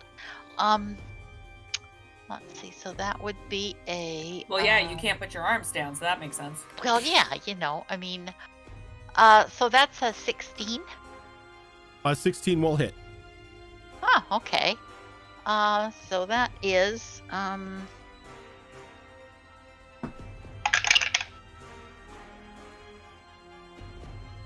9 damage. 9 damage this one.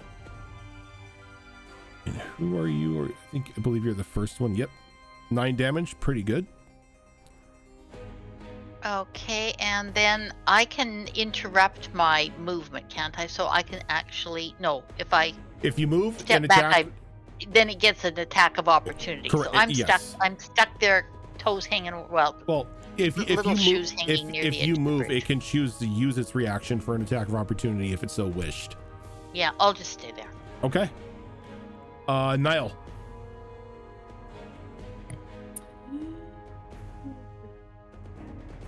She is going to stab the golem. Okay. Stabby, stab, stab. Unfortunately, her sword is not enchanted. However, her pistol is. But in order for me to do the funny, I have to stab, then shoot. So,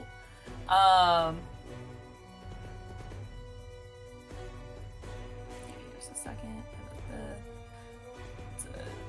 D10. Okay. Nope, that's my pistol. D6. That's what I'm looking for. Okay.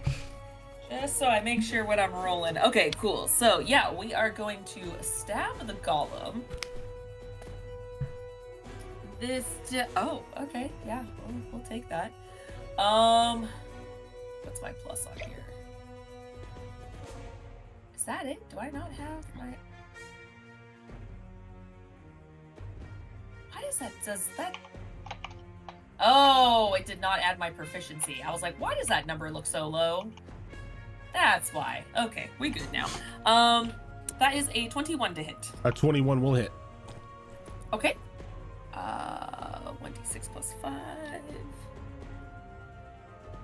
That's a 9 piercing damage. And this is for a non-magic dagger. Sword, yeah. Okay. Okay.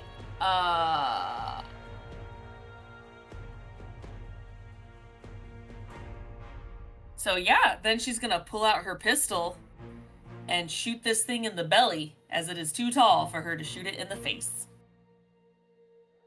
Okay. Because of this, I do not have disadvantage being point blank range when I use my pistols. I was just about to ask. So I just shoot. As long as I have a light melee weapon in my hand.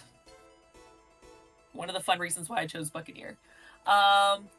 So yeah, and then if I hit, Got I actually two add... goddamn pirates. Yeah, and then if I hit, I actually add my dex modifier on top of the damage as well. So it does extra damage. Nice, nice. So yeah, let's go ahead and shoot. Well, I will take that. That's a natural 20. Very nice. And since you are level 5, it is brutal critical. Oh shit, that's right. So that is a 30 to hit. Yeah, that hits. And this is magical. I just don't have any specialty bullets because I haven't made them yet.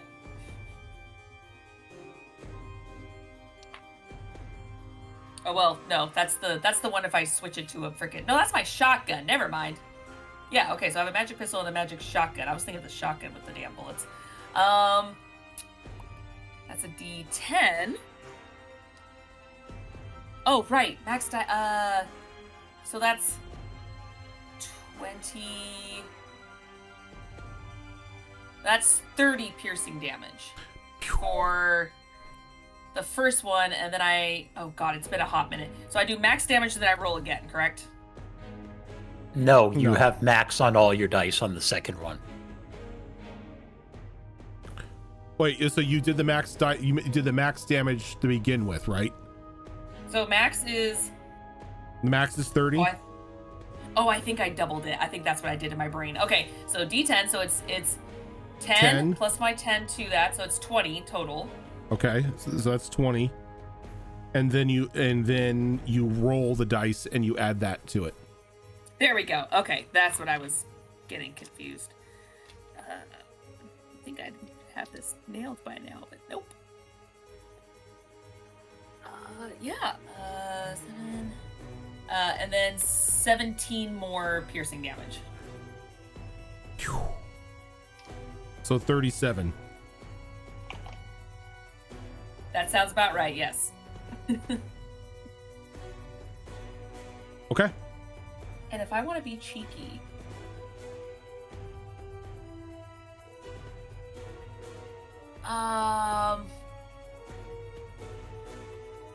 I would like to... Oh god, I have so many of these. Jeez. God,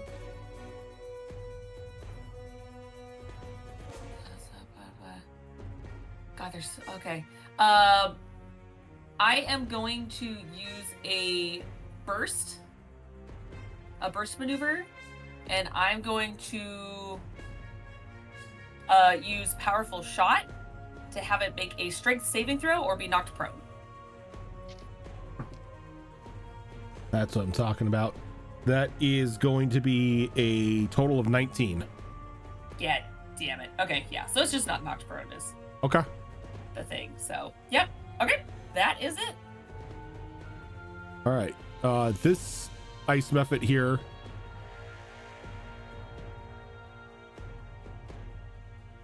Fly on over. Gonna blast our rogue with the ice breath. So if I can get this is gonna be funny, a dexterity saving throw from you. It's only a 16. 17.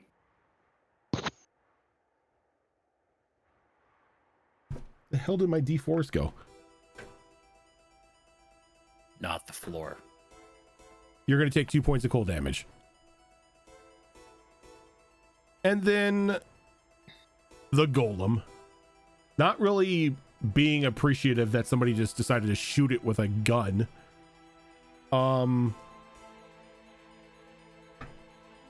Zoro, it's gonna try to make a slam attack against you. All right. Cocked. That is going to be a grand total of 23. That does hit. Okay. So as it hits you, let me get your damage here first.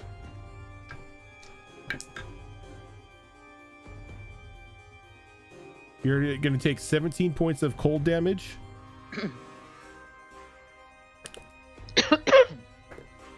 And then another 3 points. I'm sorry, another 7 points of bludgeoning damage.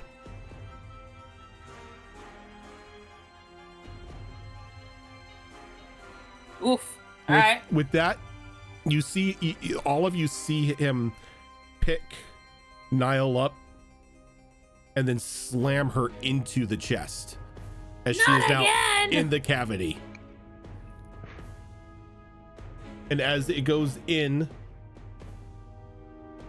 you see the inside core sort of like solidify, trapping her inside the cavity itself. Oh, I'm frozen? Right now you are, let's see.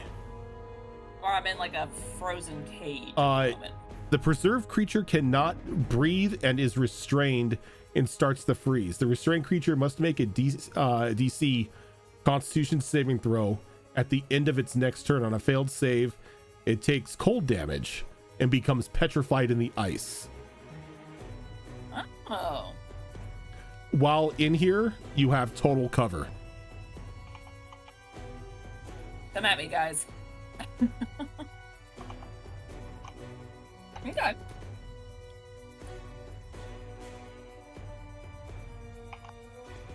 Okay.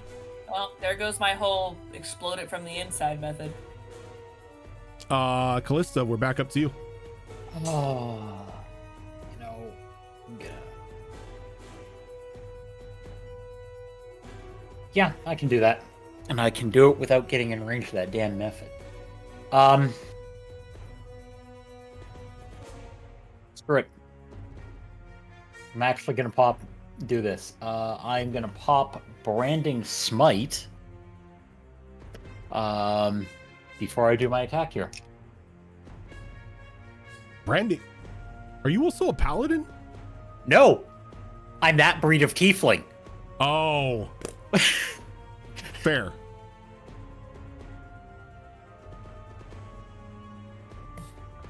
I've You're noticed not for a that couple kind of of the tiefling. campaigns. You're that kind of.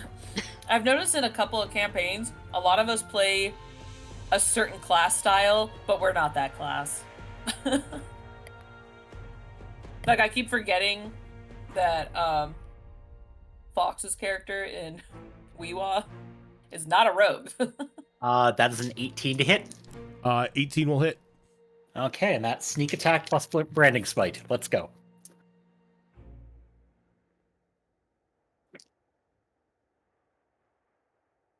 Those got popped. Okay, there we go.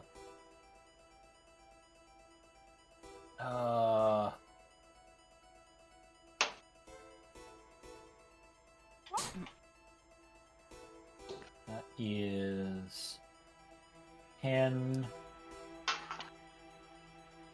I'm right here. I'm just 23, doing 24, computer. 25 damage. 25. What sort of damage? Piercing plus smite.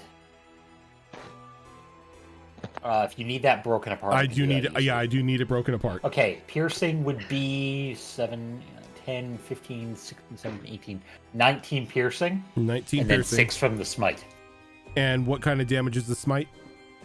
Branding smite is... Branding smite, what the hell are you?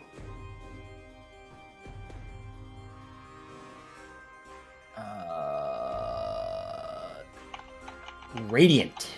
Okay.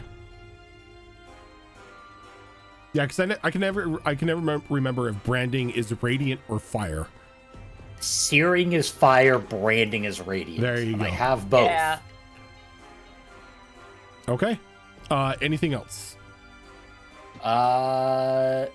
Nope. That is it. Okay. Charon. Well, I think I'm going to run the risk of this method exploding on me. I'm gonna move there.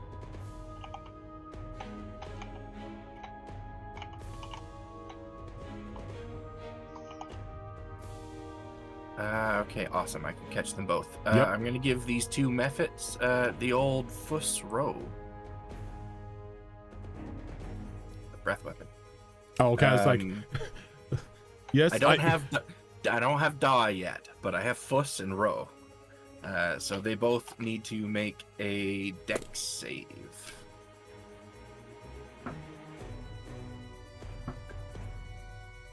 One is going to get a 4 and the other is going to get a 7. They are both going to fail, so they are both going to take 2d10 thunder damage. Oh, and those are excellent rolls. That's going to be 17 thunder damage.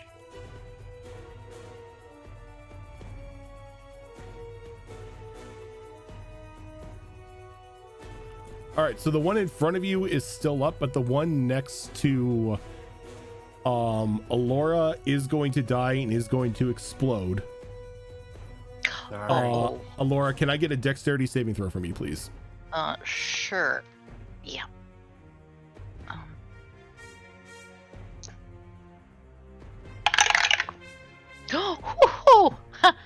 A nat 20 on the dice. Perfect. Plus. So you are only going to take 3 points of cold damage. I'm sorry, Even 3 with a points nat of 20, slashing. huh?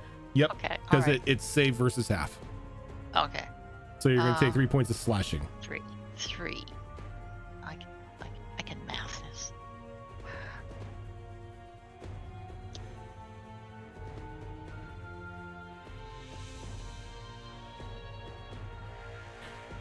Anything else, Fox?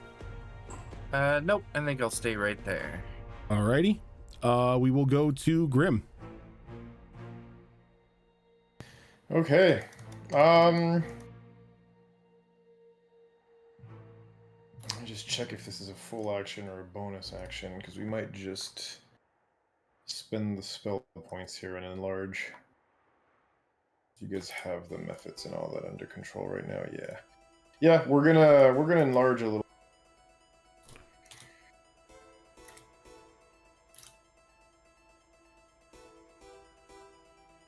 The only So downside we'll, to like these light maps is I can never see the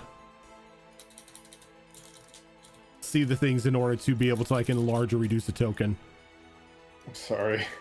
No, I need to find out how to change the highlight color. Yeah, it makes Like sense. for the gridding? Yeah. And Not- for me, not the gridding, gridding's- but the little points around like a token that you can drag or Oh, okay, yeah. Yeah. Because I was thinking the gridding on these is actually quite excellent. yeah. No, the gridding's fine. The gridding is just the It's uh, something else that roll I 20 don't overlay. see. Yeah. I'm having this discussion with Azrin about something that is obviously above my pay grade here.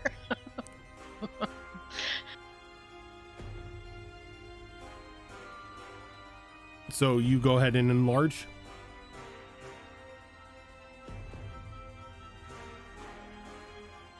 Delt. I was muted. Sorry, I was saying yeah. I'm actually looking at action. While that is happening, I forgot to enact something.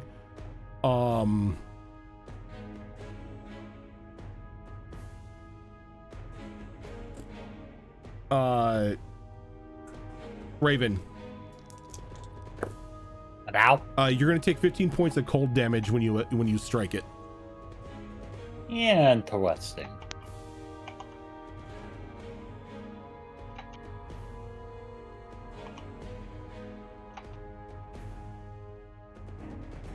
As its core is now solid, anybody striking with a melee attack is going to take cold damage. I don't like that. Sorry.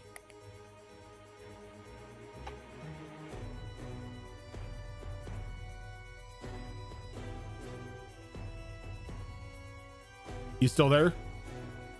Yep. If you're talking to me, yes. Yeah, I'm just waiting for you to. Yeah. do your Sorry, thing. I'm gonna run up to this thing.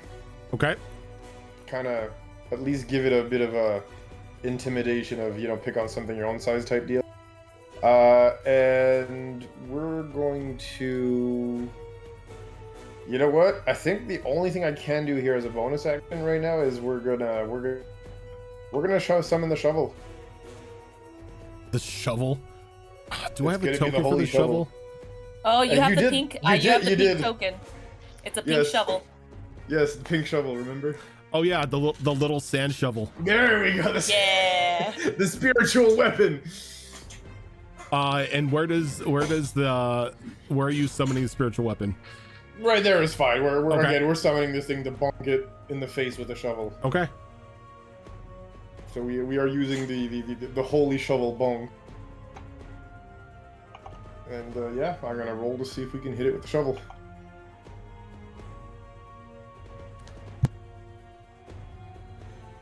So that is gonna be a dirty 20. That'll hit. Okay, let me get that going. There's the damage. It's a D8 plus the ability modifier, which is. Where's my ability modifier? Switch back to it. Yeah. It is a 4. Okay, that's going to be 8 damage. From the 8 holy damage. shovel. Okay.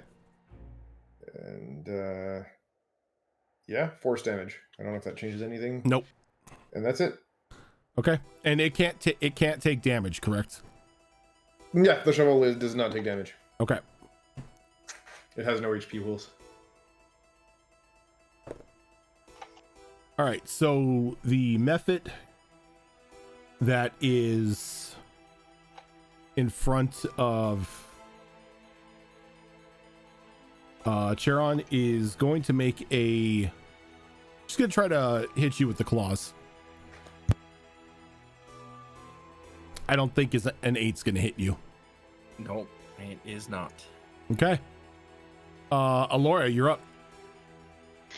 Alrighty, so this method here still standing.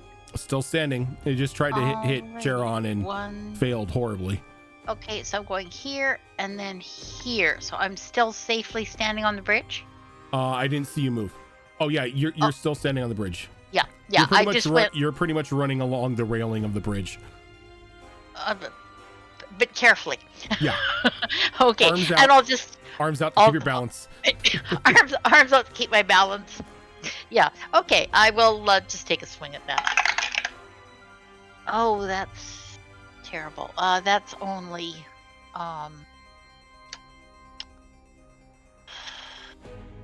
yeah, that's only a 9. And 9 will not hit. Yeah, no. Okay. And I'll look at Sharon and say, it's really hard with this going on. I mean, fair. Niall, Yes. as you cannot breathe and you are restrained, can I get a Constitution saving throw from you? Yes.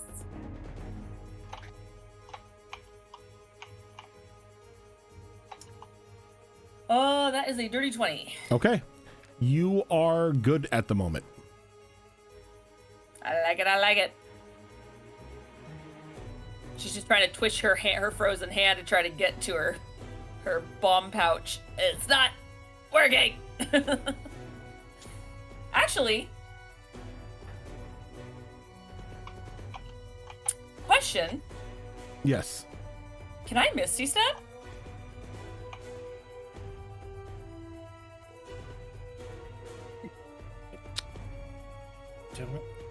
You're not No, blinded.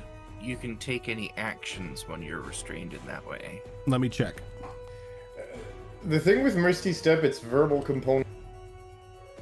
Not if it's Sorry, a it's racial not- ability. It's a racial ability. Sorry, it's Oh. called Starlight Step for me, but it's Sorry, even better. Yeah. Let me Starlight check. Step. I teleport like a shooting star. Does that mean you burst out of its chest like an alien? I hope so, because that is so on brand for her. Right? Is she restrained or is she incapacitated? Restrained. So You might be able to. for restrained is a creature's speed becomes 0 and it cannot be benefit from any bonuses to its speed. Attack rolls against the creature have advantage and the creature's attack rolls have disadvantage, and the creature has disadvantage on dexterity saving throws. So there is nothing in here saying that you cannot use Yeah. Misty Step. If it doesn't require a verbal component, you can Misty Step out of this dude if you want. Yes, I would absolutely love that. As because it's called a Starlight Step, just for gags, it's gonna look like a supernova kind of exploding in his belly. Probably gives him a very minor tummy ache if he was able to even feel it. And I will teleport. I guess technically I'm facing in this direction since I can't move my head. So I will. You wouldn't be able to Misty see Step. that. You wouldn't be able to see that way because you've got a very large dwarf in front of you. So you can Misty Step behind if you want. Oh yeah, like kind of Or, like like, over here, or like over over on here. this edge over here. Yep, you can do that. Yeah. Okay. Perfect. Yeah. So it's. Wait. No, I'm not off the bridge. There we go. I'm gonna Misty Step, and she's gonna go. Is that a bonus action? It is a bonus action. Then you can take your turn. She will go. I've been in worse things. At least I'm not covered in goo. This time. All right. That pissed me off. As she's gonna go ahead and, you know what? She's gonna throw a bomb at it. Thanks. Ow. It's You can no, take it. this is a regular fire bomb. It is centered within 5 feet. If I just center it on him, he's fine. You're fine. Oh, okay. Yeah. Definitely fine. I don't have access to the super destructive ones yet. These are all just center. However, a creature within 5 feet can get hit, so if I just shoot back here, you're still fine. So you're good. Yeah, so it's called a fire orb bomb. I think that's 10. It is 10 to throw. Okay, perfect. That is a 17 to hit. Are you aiming to throw it at him, or are you trying to hit like behind him? Not behind him, just kind of like at his head, shoulder. Okay. This A little 17 will nook hit. right here. Yep. I was like, this nook, whatever you want to call it. A 17 know will if he has most a neck. a 17 will most definitely hit. Okay. That is 3d6 plus 2. Technically, he himself is within 5 feet, so the bonus trigger doesn't happen, which is fine. 3d6 is still very nice. Ooh. 14 fire damage. 14. I think that's all it does. Yeah, it is 14 fire damage. Okay. And then would like to use. Then can I use my movement just to step back a little bit? Yeah, because you haven't used your movement yet. I'm just gonna just 5 feet back. I'm not going super crazy. Just a little back. And that's it. That ice method that flew up is going to go ahead and make a claw attack against Cal here. Not with an 8, it's not. No. Big guy. So you guys notice as that fire hits him, the core inside, the central core, liquefies a bit. As he's going to turn, he's going to look at the rogue, and is going to try to make a slam attack against her. Jesus Christ, giants tonight. Don't think a 12 hits. Nope. Okay. And it is your turn.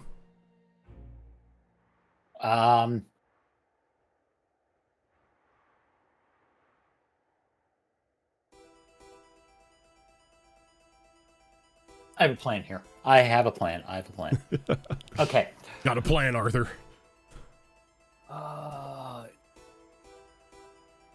Gonna make an attack against the golem. That is a 22 to hit. That most definitely hits. I am going to do basic damage for... Ugh, that's a horrible number. 5 damage. Okay. And then I am going to rotate to the backside of the Mephit and hit it with my other attack. Does you rotating to the backside, will that incur an attack of opportunity? No, it will not, because... What rogue bullshit prevents this? Fancy footwork. Fucking... As long as I make an attack, it doesn't even have to hit. That creature cannot do anything to me.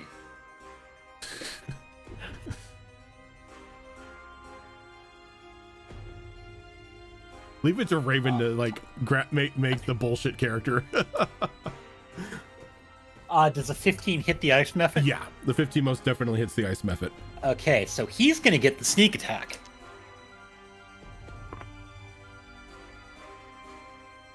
Which is 10, 11, 12, 13, 14, 15, 16 damage. Okay, well, he had 1 HP left. Or him. Can I go ahead and get a Dex? comical dexterity save? Oh, that's a 19? Yeah, you're gonna... I don't even know why I ask. I should just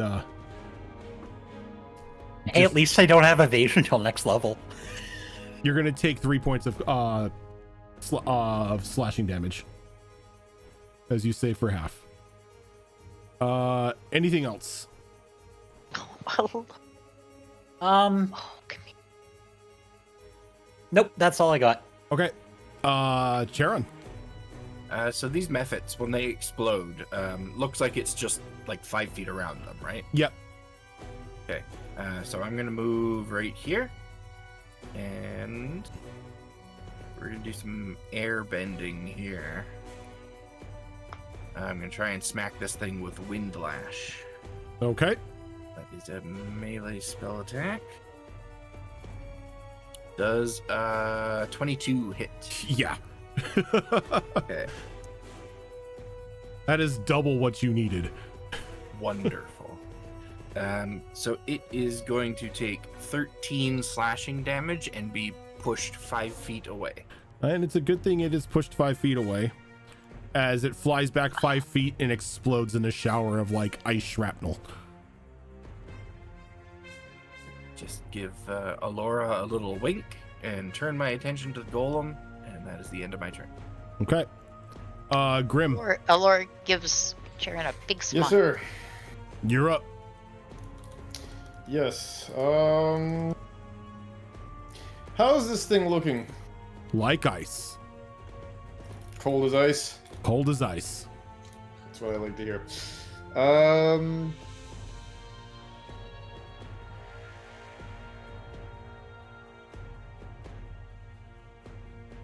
You know what?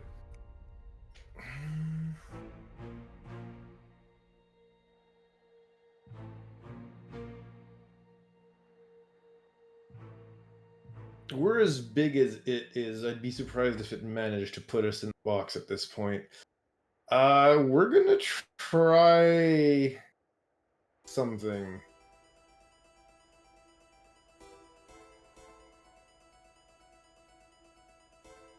You know what? I'm just gonna... Oh, do I want to be funny or do I want to be smart? I hate this when flavor with me.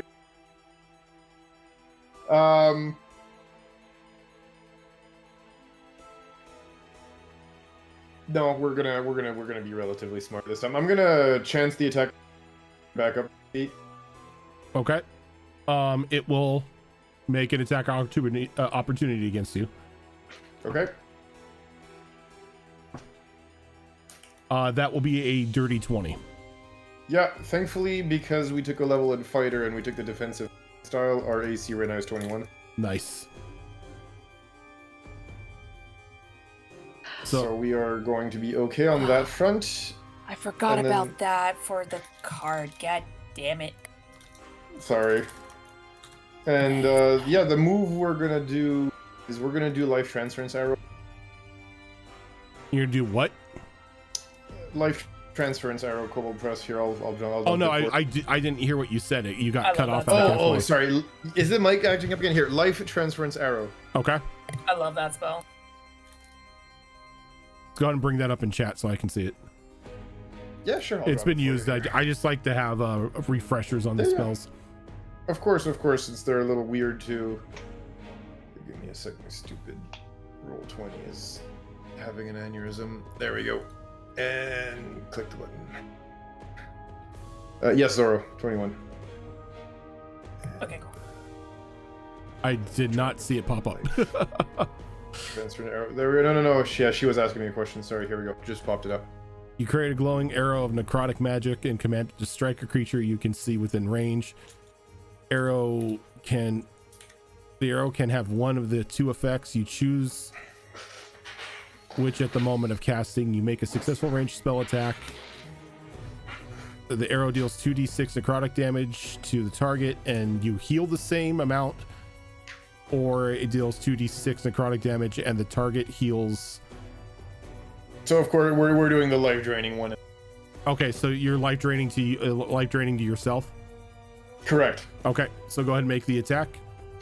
Or technically, because of heart to heart, if I so choose, I could life drain and give it. You can get get it over at the moment of healing. But I don't think Niall took any damage. No, or Niall if did it take is, some minimal. damage.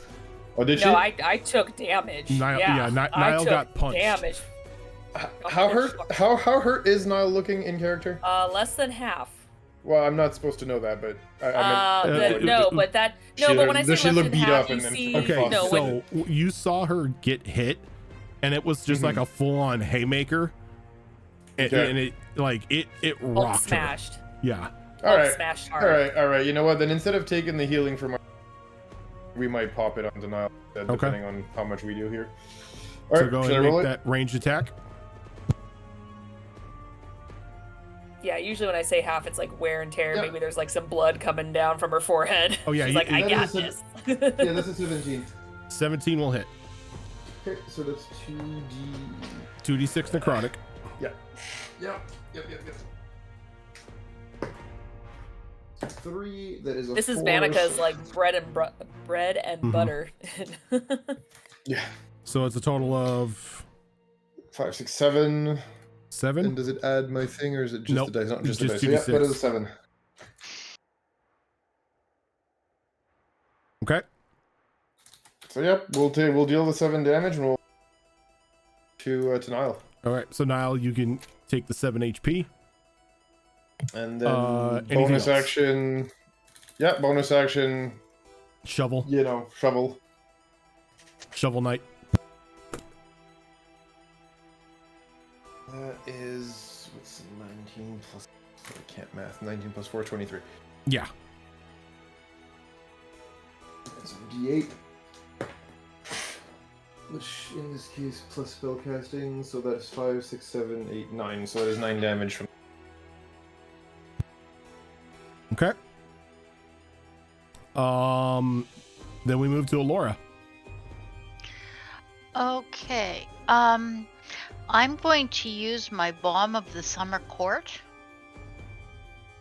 Okay. As a bonus action, choose an ally you can see within 120 feet. Spend a number of my I have a pool of Fey energy, so I have a number of d6s equal to my druid level, so I have 5 d6s at my disposal, and so I can spend a number equal to half of my druid level or less. So we're 5, so I could roll 2, I guess, then, yes. Okay, so, and you will also gain a temporary hit point per dice. You'll get 2 temp hit points plus... Who's this going to? To Niall. Okay. And so, I rolled really well, so she gets another 10. So she gets 10 hit points back plus 2 temp. Nice. Oh goodness, thank you. And I'm that looking is way better now. okay. So that's actually just a bonus action. Oh, nice. Thank you. And then as my main action, the large golem is really all that's left up, right? Correct. Okay, and he's not looking so good. He looks like ice. He looks like ice. Well, he looked like ice before. He looks more like ice than he looked before. Yeah, he looks just like a giant golem of ice. Not really showing like any sort of like physical wear or tear. Okay. Now that was just a bonus action, so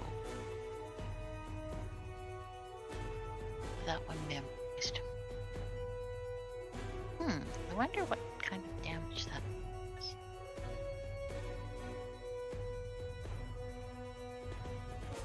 Yeah, I like this one. So I'm gonna drop Moonbeam on it. Oh, good old Moonbeam.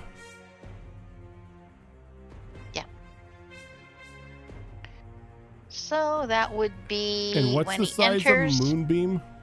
That's a 5-foot radius, 40-foot high cylinder, dropping right down on him.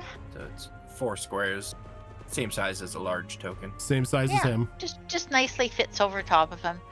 So basically, when he enters the area or starts its turn there, so when it's its turn, we'll get him to do a con save.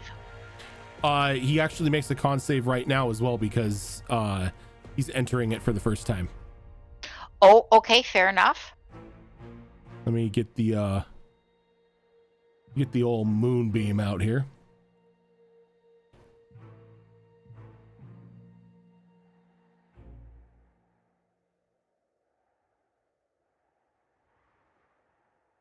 So he's gonna make a con save.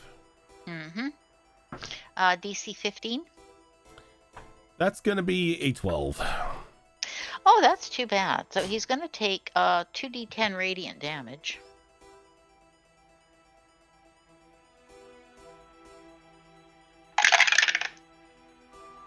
So he's gonna take not great rolls, but he's gonna take 8 radiant damage to start with. Still good. Yeah, so in Ghostly Flames. Okay.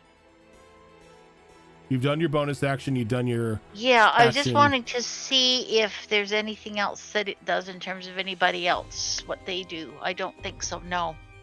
It doesn't give any advantages to anybody, so no, nothing. Okay. Niall. Well, we learned our lesson. We're not gonna get in front of this guy. I honestly thought there was like a maneuver I'd have to save from, not automatic, so yeah, we ain't doing that again. So Nope, you get punched, you get grappled.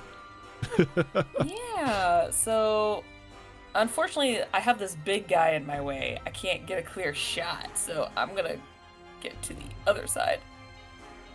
Ugh. And shoot him. Fair. As she will put the sword away and pew pew. Pew pew. Sorry, she's from space. Just go pew pew pew. The day that Niall finds a laser gun. Oh my god. Forever. Will be a good day indeed. 23. Yeah, that hits. D10. I'm not used to doing D10s. I'm so used to everything. Oh, well, that wasn't great. That's 9 piercing. 9 piercing. Is this a magic weapon? This one is, yes. Okay. Only one of my pistols is magic, sadly. The other one is not, as I have regular pachu. God, that's worse. 17? That hits. Okay. That's a better roll, though. That is 11 to hit. You mean damage or to hit? Or damage, sorry. Okay. I can math. Just asking. Yep, nope. So was it 11 and 9? Yeah. Mhm. So 20 total. Okay. Ice Golem. I'm gonna go and move this out of the way. Gonna go ahead and run towards that, but he's gonna make a Constitution saving throw. That is gonna be a Constitution saving throw of 17 for the Moonbeam. Okay, so on that, then it would take. Well, he made a Constitution of 17. What did he need to make? Okay, he needed a 15, He made but 17. if he still takes half damage on a successful one. He takes half damage. Okay, so go ahead and give me the half damage roll. Yeah. So that's 7 rounded out of 6, 3 damage. 3 damage. Yeah. So he's gonna run out of the thing, and he's gonna try to make an attack on the rogue here. Did he run out of the moonbeam? He ran out of the moonbeam. Okay. Oh, okay, but it's his turn. Yeah. Okay. Yes. I mean, today is just not my day. As this, it goes to swing and just goes wide. Just like way over your head. Like it wasn't even on target. The tracking was completely off. Look on the bright side, Raven. You And he's have not not even been wearing a killed big heavy at coat. all. I've been used as someone's personal So weapon he- twice now. He swings, he misses. We'll make it 3 times And later. then as like before his turn ends, he solidifies the core inside of himself again. That's just rude. Well, he was planning on hitting you and then stuffing you inside and then solidifying. But unfortunately, you know, a nat 1 doesn't allow you to do that. True. So my turn then. Your turn. So bonus action, disengage.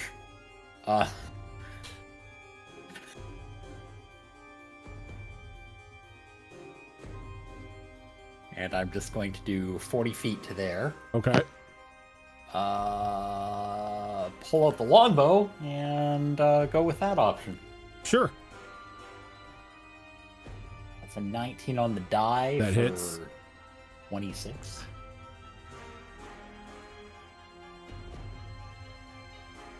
What are you, a D8? D8. Yeah, it's 9 damage. Okay. Non-magical, but How do you want to do 9 this? damage. Oh, well, since he hasn't been making good use of it anyways, and he's looking the other way, that arrow is going to slam right through the back of what was his head. And you hit just like you hit like pretty much a stress fracture that was caused from the explosion earlier from Nile. And it just, as soon as the arrow makes contact, just it obliterates the head as the body just falls down into chunks of ice. And along with the chunks of ice outslides a small bronze key.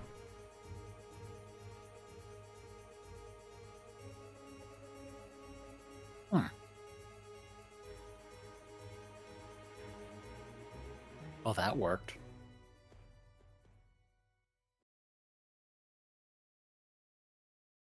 And as the key slides out, somebody can mark it on their character sheet if they like. I'll mark it on mine because I'm keeping track of like the castle keys and stuff anyway. Okay. And as Rogue, I don't use keys. this fair point. As this ice golem falls crashing to the ground, losing a key, you guys are still pretty good. A little beaten up, but not as bad. This is where we are going to call it for the week. We timed that great. Yep. I saw that. I looked at the time as battle started. I'm like, oh no. Fun. Yep. But yeah, so everyone, thank you so much for tuning in tonight. If this is your first time here, this is not the only show that we do. Normally on Tuesdays, are you guys having a game tomorrow, Tilt? It's not tomorrow's not Tuesday. Tomorrow's Friday. Oh shit, I'm thinking it's Monday. Oh, Yeah, no. No, last week we had Where two did the people week who go? were unfortunately not feeling so good. So No, I've been I streamed New World for like 9.5 hours on Tuesday. My week is just completely like thrown about now. So yes, this is Thursday. So Please don't reverse the week, please. No. Normally, tomorrow we would have an episode of Under the Mountain, which is our Kids on Brooms game that is run by Sugarlove. But it is off for this week as our DM is going to be out of town. So we'll be returning in 2 weeks on. Oh no, we won't, because that's the first, and that's That's my mom's birthday, so we will not be here in 2 weeks. So instead, the next show will be on the 15th of November. And then this Saturday there is no game, though 2 shows are currently spinning up for that slot. We've got the D&D Bridgerton game that is being spun up by Malls, and then also in that slot being spun up as well is going to be the Avatar The Last Airbender game, which is going to be run by Azarin. On the alternating day Saturdays is Withered Waste, which is the 5th edition game I run. And we're going to have a special game on the 9th, as we are going to be playing for Extra Long for Extra Life Game Day. Jealous. So yeah, that's gonna be fun, and I've got a few things to throw at you guys for that episode, because we've got to do something special for Extra Life. Bingo is going to be a thing, yes. Nice. Though coming up on Monday, we have another episode of Destiny Forge, which is our longest running 5th edition campaign series that I run. Tuesdays, correct Tuesdays, is normally Tales of the Outer Rim, which is a Star Wars game that Tiltbot runs. Spinning up next Thursday. Yes, spinning up next Thursday is going to be another episode of Mass Effect Horizons, which is a Mass Effect game that Zorro runs. And then that Saturday, on the 26th, we will be having Withered Wastes in the afternoon. Vigilant 6 is taking the night off because we will be having a special Halloween game that we're going to be putting on. I will be running it. It is going to be I don't know if I even call it Kids on Brooms. It's just going to be another homebrew system, but it's based off Kids on Brooms. Kids on Brooms, Kids on Bikes. And it's going to be following a group of ghost hunters. And not like Ghostbusters, but like ghost hunters, like freaking Phasmophobia. Stranger Things, yeah, that's yeah. Cool. It's not going to be Ghostbusters. It's going to be Phasmophobia. So that's going to be fun. But and then we will tarot pools, yeah. And all of the, like I said, all of the games that I run, everyone has to pull Deck of Many Things draws, because we hit our $2,000 goal. You know, big thumbs up to everybody and a big thank you to everybody who's donated so far. But donations are still open until the end of the year, and every 500 that we hit, $500 over the cap, so 2,500, 3,000 stuff, it will make everybody draw again. And I have something. Oh wait, you donated 100, didn't you? Yeah. Crap, I have 4 bags to give away. Oh, Jesus. Okay. I was gonna ask if like I can get one of the version 2.0s for the raccoon bag. Oh yeah, for sure. Mm-hmm. Yours will be on hold. Yes, put mine on hold. But yeah, that's gonna be it for us. Thank you so much, everyone, for tuning in. Oh, and I was going to say, if we hit $3,000, I have something very, very special planned that I'm not going to reveal to anyone. So, it's a secret until we hit $3,000 and then unlocks. But yeah, for now, we are going to head on out. Thank you so much, everyone, for tuning in. And we will catch you on Monday for more Destiny Forged. Till then, have a good one.